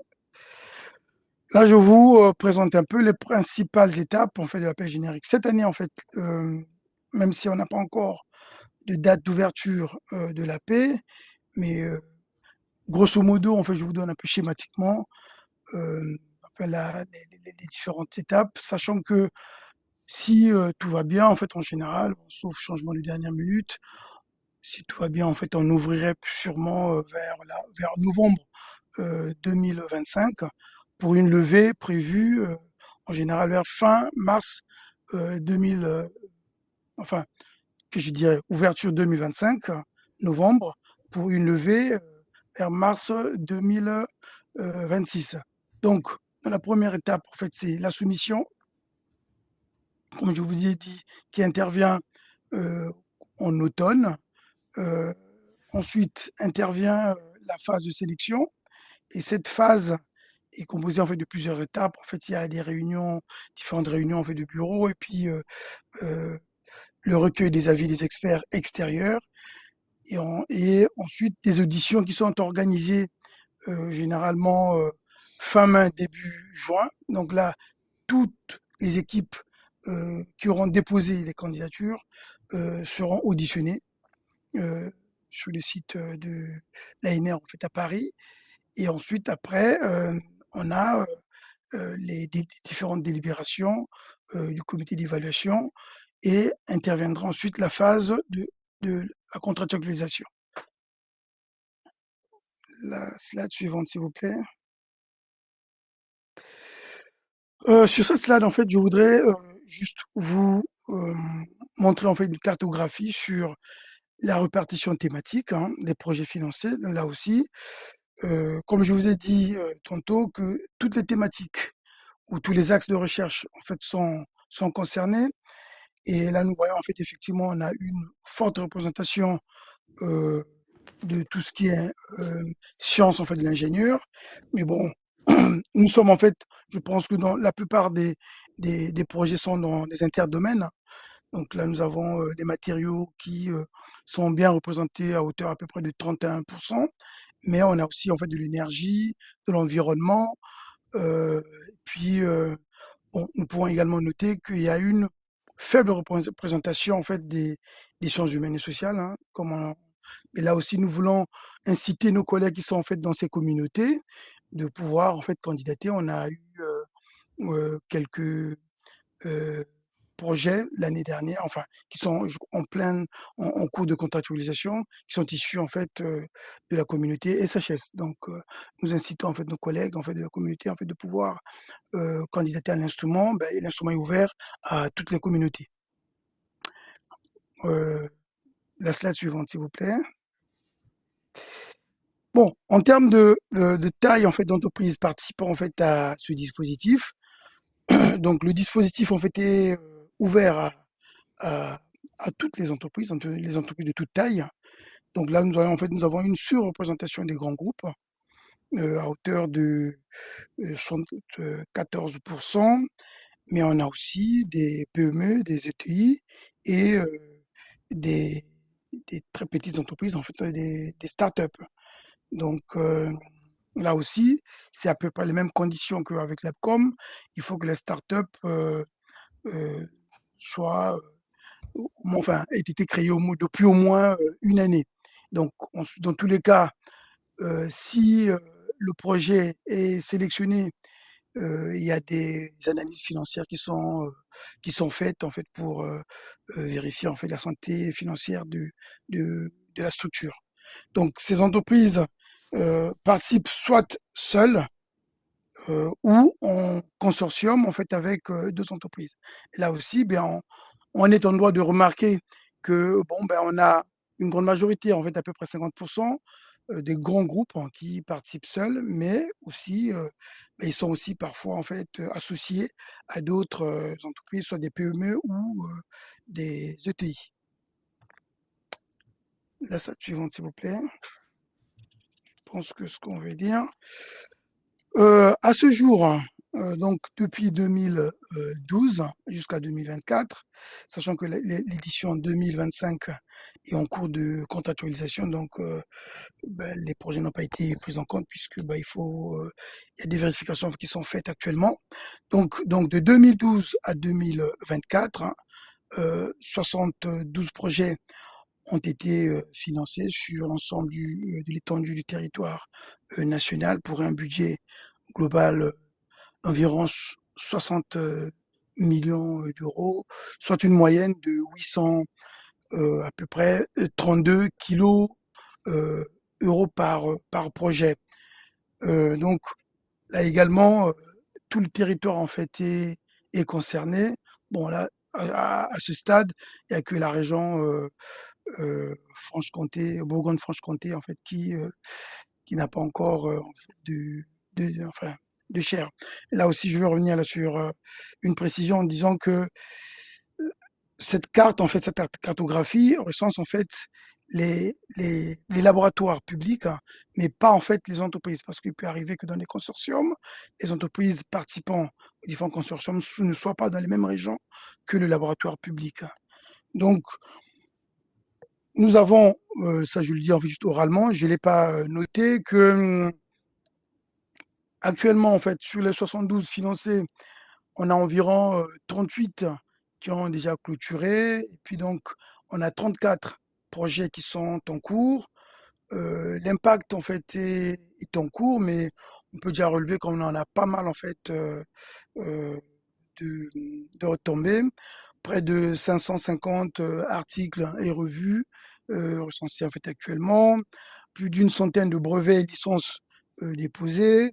Le 150, enfin 140 PhD formés à ce point et environ 130, 135 pédocs également formés.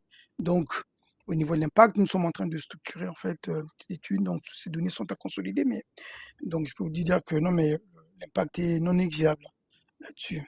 Donc, la slide suivante, s'il vous plaît. Donc, comme je vous ai dit tantôt, lors en fait sur une des slides précédentes, que un abondement peut être fait au niveau des régions. Donc, comme dans le cas en fait des LabCom, il y a la possibilité pour les lauréats ou lauréates chaires industrielles de pouvoir bénéficier d'un financement jusqu'à hauteur de 200 000 auprès de la région Pays de la Loire ou la région Sud concernant en fait les équipements uniquement. Donc, ils peuvent en fait effectivement se rapprocher de ces régions pour voir en fait quelles sont les conditions pour déposer leur candidature en fait sur ces appels en fait à projets au niveau de ces régions. La slide suivante, s'il vous plaît. Voilà, donc là, je voudrais vous montrer en fait les évolutions, les dépôts et des financements concernant ce dispositif depuis 2020 jusqu'à 2025. J'ai mis en fait j'ai grisé un peu puisque c'est pas encore finalisé, mais nous pouvons en fait voir la dynamique, hein. C'est que depuis la loi de programmation en fait, de la recherche, on essaie de monter un peu en gamme pour pouvoir bah, effectivement financer plus. Donc on a des taux de financement qui sont très, enfin bien, très élevés. On est en 2024, on était à 62,5%. Cette année-ci, si tout allait bien jusqu'au bout, si tous les dossiers contractualisés, on sera à peu près à 61,5%. Donc, et puis les budgets également augmentent. On a atteint 7 millions 5 en 2024. Donc, en ce qui concerne 2025, là, comme je vous disais tout à l'heure, que nous sommes en phase de contractualisation. Donc, rien n'est encore arrêté. Donc, voilà un peu ce que j'avais en fait à dire. Je ne sais pas si, je pense que c'est la dernière slide. S'il y a des questions, ben, je suis en fait à votre disposition. Et puis, à vous, Mmh. Arnaud. Merci beaucoup Célestin. Oui, ce qu'on peut dire aussi sur 2025, au jour d'aujourd'hui, il y a des chaires qui sont en liste complémentaire aussi et c'est pour ça qu'effectivement, comme tu l'as dit Célestin, c'est encore quelque chose qui est en cours. Je ne sais pas si on a trop le temps, il nous reste quoi? Il nous reste une demi-heure. Si peut-être, je te laisse regarder là sur les questions en particulier. Il y a une question sur les financements de tests chiffres. Ça vaut peut-être le coup, Célestin, quand même, que Est-ce tu que les répondes collaborations là-dessus. existent? Après, je vois, il y a une question des exemples de chaires dans le domaine SHS. Là, je peux répondre Oui. rapidement. On a Mhm. eu des choses dans les domaines culturels et créatifs, en particulier. Effectivement, on a eu ce type de dépôt. Tout à fait. Voilà. Peut-être sur les sujets chiffres, Oui. des tests chiffres, ça vaut le coup quand Oui, même. donc la Célestin, je sais pas. question, est-ce que les collaborations existantes, type TechFreeze, peuvent rentrer dans les montages de la chaire? Oui, mais on le fera en fait au prorata en fait de du temps en fait qui reste, hein, qui reste en fait à couvrir. Donc la question en fait est oui. Donc pour des chiffres qui existantes, en fait, on peut effectivement les prendre en considération en considérant en fait le temps qui reste en fait à écouler en fait. Est-ce que je peux prendre une deuxième question rapidement? Est-ce que les coûts complets de l'employeur sont considérés comme les apports pour les non, c'est un apport. Enfin, ce qui est considéré comme apport, je l'ai précisé, c'est un apport en numéraire. C'est vraiment de l'argent liquide. Ok, merci Donc, beaucoup Célestin. Je pense qu'on je vous en prie. on va avancer parce qu'il nous reste que 25 minutes. Et on a Florence Lassec qui va maintenant nous présenter les appels Astrid. J'aurai un petit sujet sur la fin sur le dispositif Carnot, donc il faut qu'on arrive quand même à boucler avant midi. Florence, on te passe le micro. C'est entendu. Alors, du coup, bonjour tout le monde. Je suis Florence Lazec et je vais vous présenter le partenariat public-privé dans les appels de type Astrid. Donc, si on passe à la diapo suivante, c'est une petite présentation à propos du partenariat. Puisqu'il faut savoir, ces appels de type Astrid, ASMA sont financés par le ministère des Armées et opéré aujourd'hui dans un partenariat entre l'Agence nationale de la recherche et l'Agence de l'innovation de défense. Donc, il faut savoir, ce partenariat, historiquement, dans l'histoire des sciences, s'inscrit dans une dualité entre recherche civile et recherche de défense.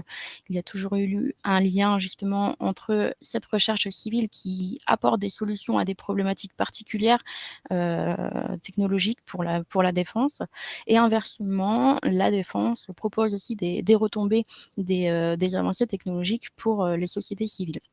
Donc, c'est un partenariat qui est privilégié, qui rentre dans ce cadre dual et qui permet de maintenir et d'accroître ces énergies entre recherche civile et recherche défense. Donc, si on passe à la slide suivante. Alors, On a un petit problème technique, slide. Florence, je crois. Je vois aussi que dans le chat, je crois qu'on dit qu'on ne voit pas les slides. Donc on est dessus. Excuse-nous pour cette interruption. Voilà, on est obligé de repartir depuis le début. On défile et tu vas pouvoir reprendre.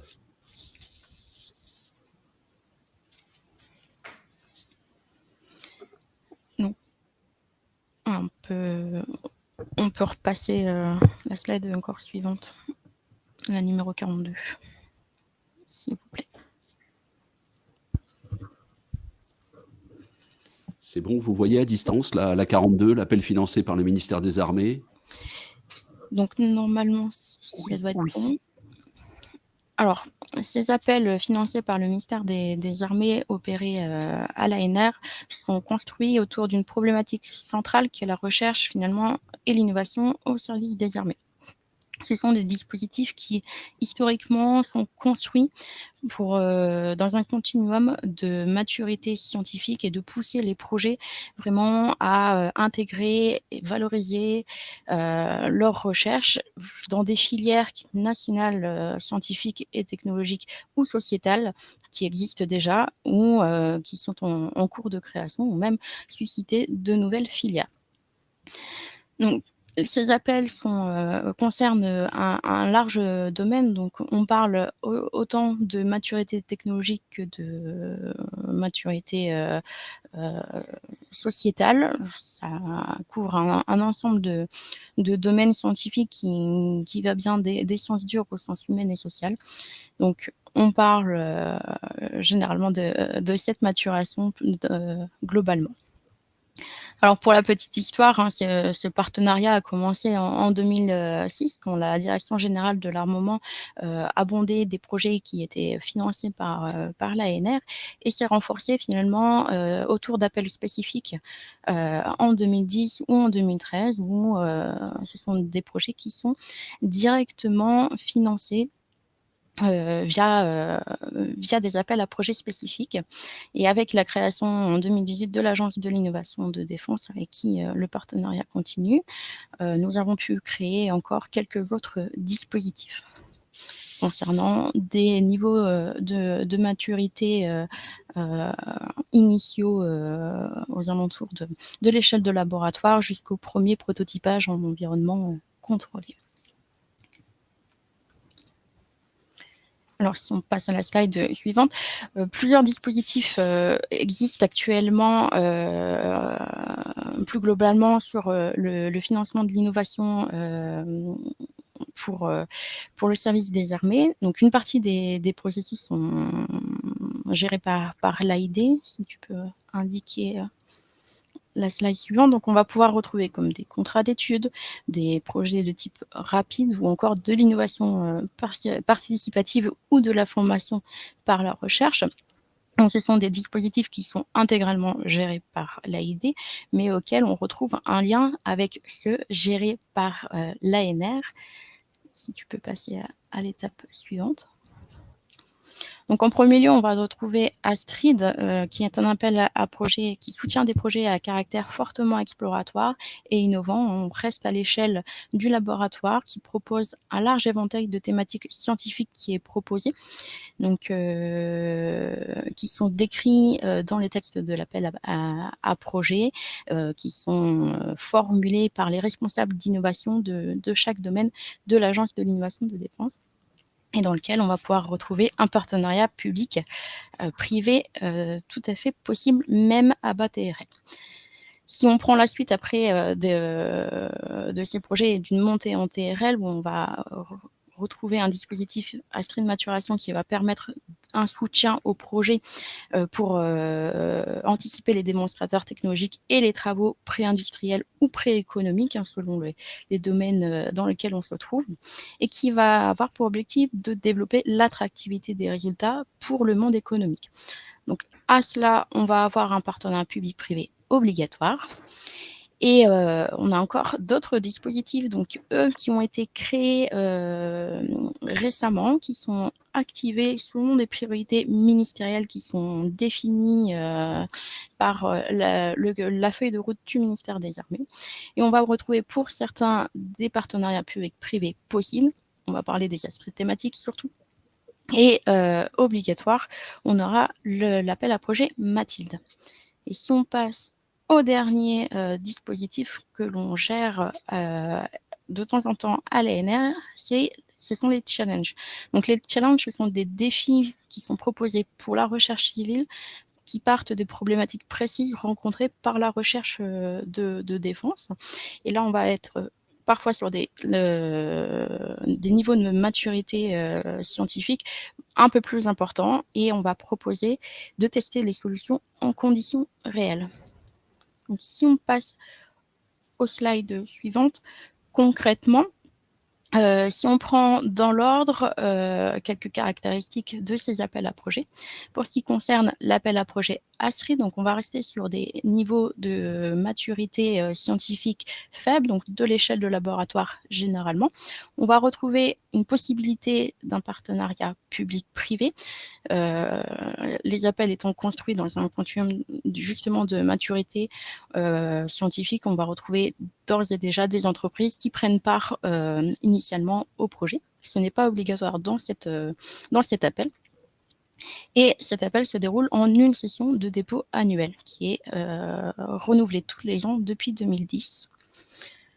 On va retrouver l'appel ASTRI de maturation qui, lui, au contraire d'ASTRI, va nécessiter d'avoir déjà reçu un précédent financement par la défense. Donc, qu'il soit passé par l'ANR, donc les Astrides, par exemple, ou non. Donc, on peut avoir des projets de thèse de défense qui peuvent aboutir aussi à des résultats d'Astrid de maturation qui sont pourtant gérés par l'AID et non par l'ANR.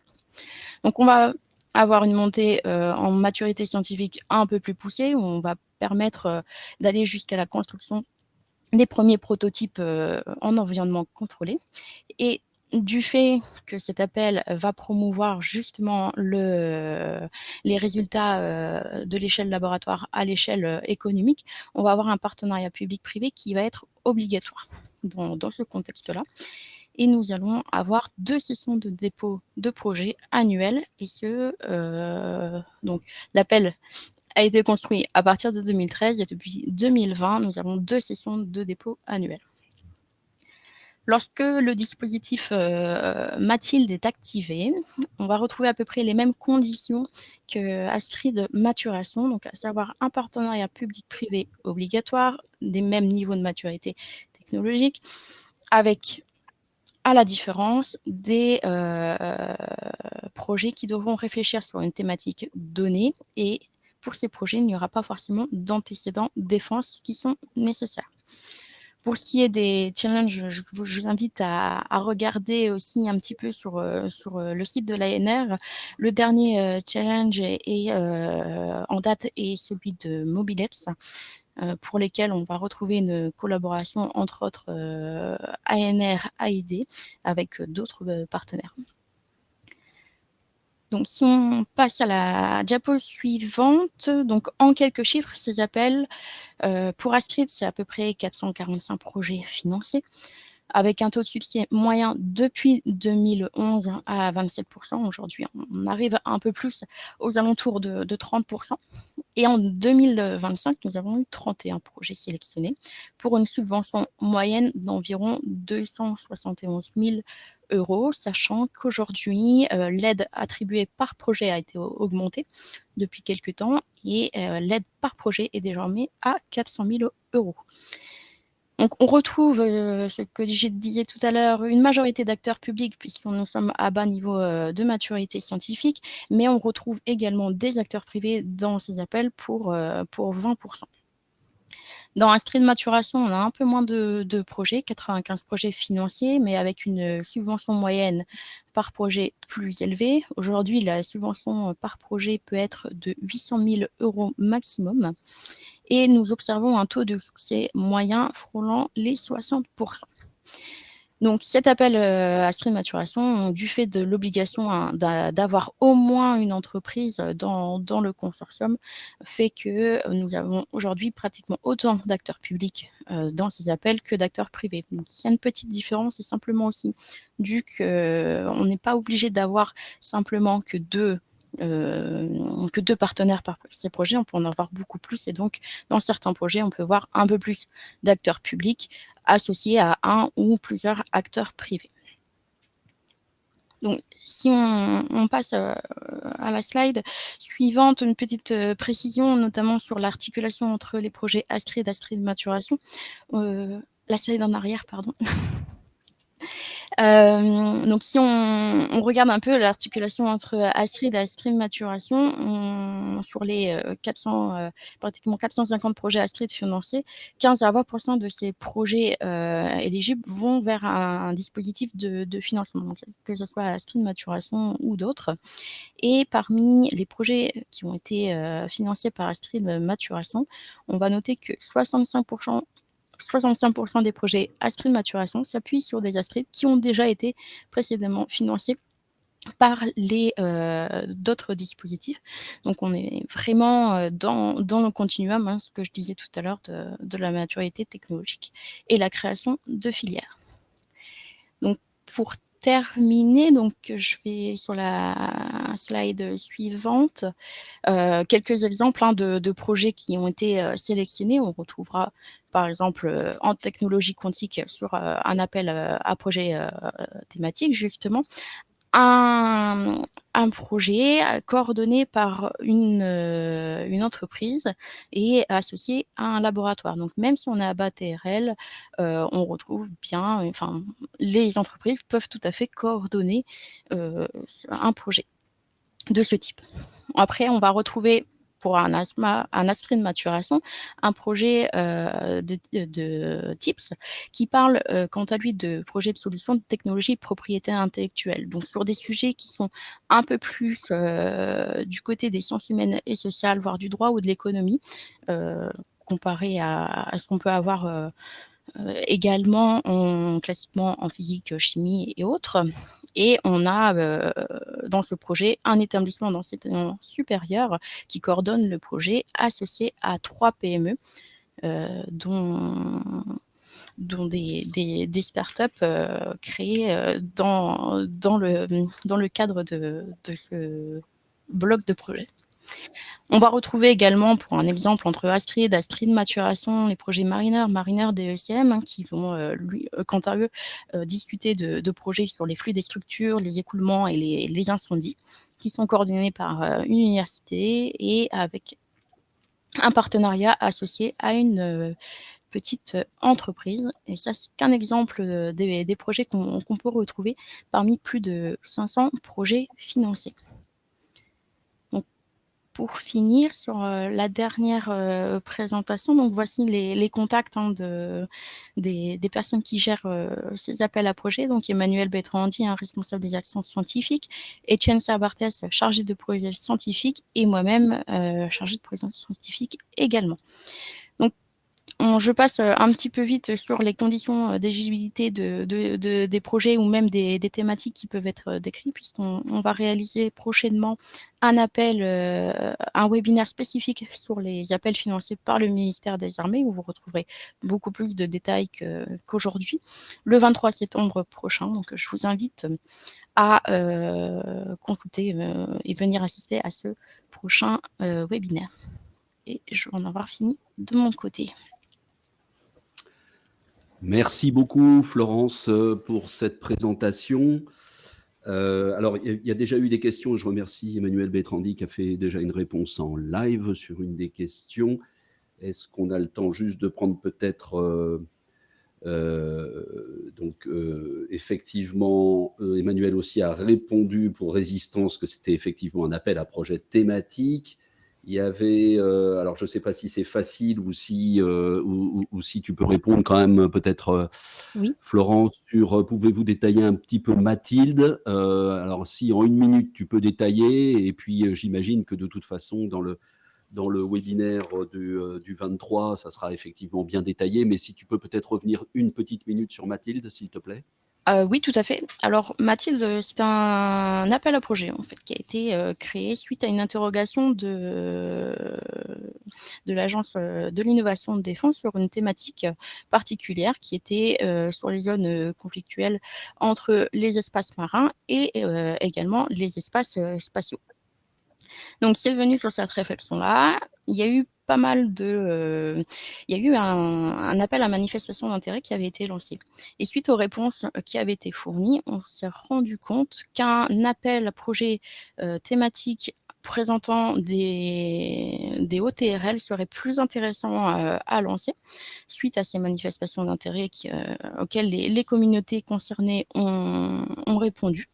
Donc nous avons décidé de créer en fait tout simplement un appel plus adapté pour traiter des questions prioritaires pour le ministère des Armées avec justement des communautés scientifiques civiles qui ont par ailleurs déjà avancé sur des problématiques, sur ces problématiques générales et qui fait que ces communautés avaient besoin d'un peu plus de soutien pour justement faire ces passages à l'échelle des technologies qu'ils avaient déjà dans leur tiroir, si je puis dire.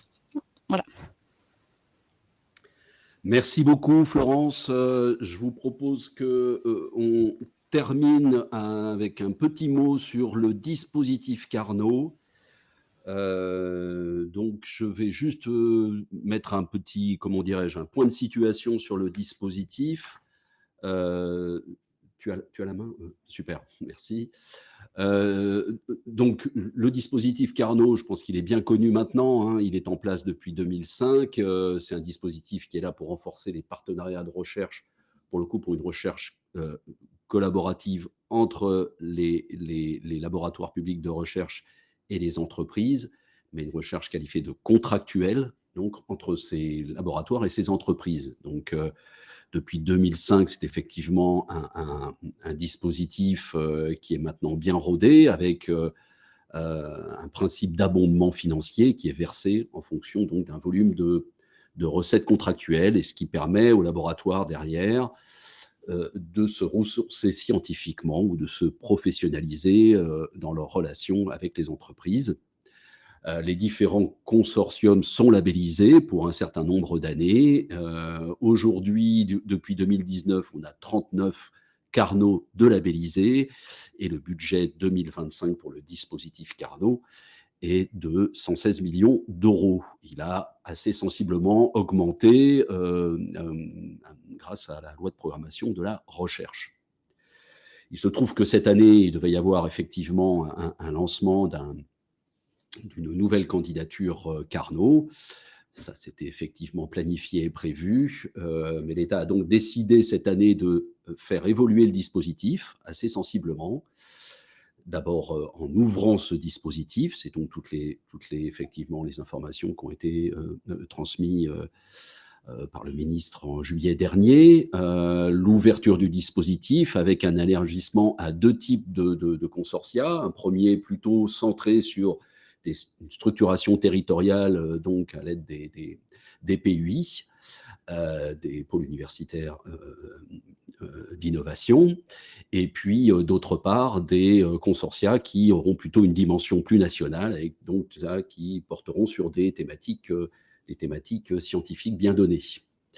L'idée, c'est de garder un mécanisme simple et lisible, comme ça a été expliqué effectivement en juillet, donc pas d'évaluation de candidature par un comité, mais effectivement via des critères d'éligibilité, et tout en gardant effectivement le principe de l'abondement financier qui sera lui-même conservé.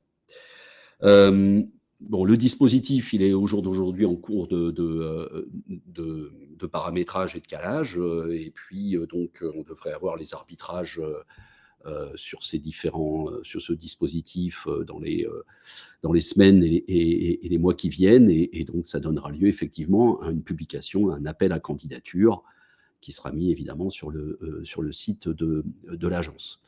Voilà ce que je peux dire sur le dispositif Carnot aujourd'hui, mais bien entendu, on aura l'évolution du dispositif et il y aura une communication forte portée évidemment par le ministère également sur le dispositif ainsi que par l'ANR.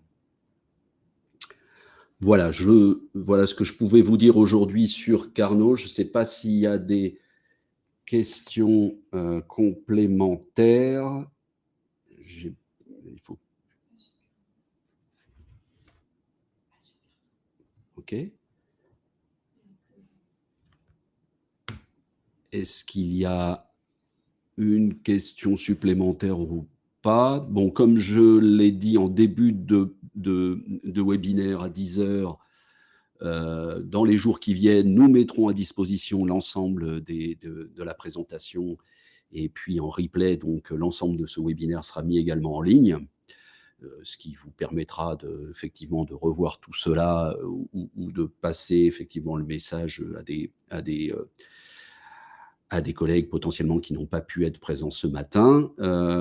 Et par ailleurs aussi, indépendamment des réponses aux questions qui ont été apportées au cours de ces 2 heures, nous nous engageons, que ça soit donc sur les PRCE, sur les Labcom, sur les chaires industrielles et potentiellement sur les appels à STRID, à vous apporter des réponses par courriel, puisque nous avons vos coordonnées et que nous serons en capacité à vous répondre. Il y a 2 questions, je suis désolé, je ne les vois plus, mais on va me les donner. Non, là-dessus, je n'ai pas de date sur Carnot.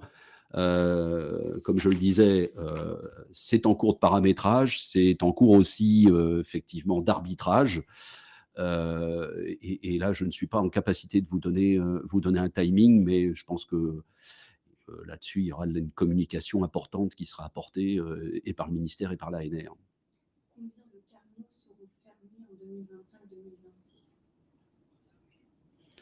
Alors, pardon, je vais répéter la question. Combien de Carnot seront fermés en 2025-2026? Je n'ai pas l'idée de fermer des Carnot. C'est un nouveau appel à candidature, de toute façon. Mais ce qui a déjà été, je pense, acté, c'est que de toute façon, il y aura de l'accompagnement aussi qui sera porté. Donc, il n'y a pas de volonté de fermer des Carnot. C'est pas l'objectif, ou du moins, c'est absolument pas comme ça que ça sera positionné. L'évaluation ne sera que sur des critères d'éligibilité? Alors, la question, oui, je confirme, il n'y aura pas de... ça a été clairement annoncé effectivement par le ministre en juillet, hein, il n'y aura pas de comité qui fera une évaluation de propositions. On sera sur une candidature, c'est ce qui a été dit, beaucoup plus souple, qui permettra effectivement derrière d'accorder un abondement suivant des critères d'éligibilité. Simple question, consortium PUI, pour l'interrogation. Alors, consortium PUI, oui, alors, effectivement, sur comme ça a été dit par le ministre, hein, 2 types de Carnot à terme, nationaux sur des thématiques, ou effectivement un ancrage territorial fort, et effectivement là, le PUI aura, effectivement, ça sera la structure qui sera en capacité de recevoir ces Carnot territoriaux. Écoutez, on va en rester là. Il est 11h59. Merci à tous et à toutes pour votre attention et avoir participé à ce webinaire. Encore une fois, vous aurez des réponses aux questions si on n'a malheureusement pas eu le temps de répondre à l'ensemble des questions. Et puis tout sera mis en ligne pour effectivement que vous ayez une trace de cet échange. Au nom de l'ANR, je vous remercie et puis je vous souhaite donc une très très bonne journée à toutes et à tous. Merci et au revoir.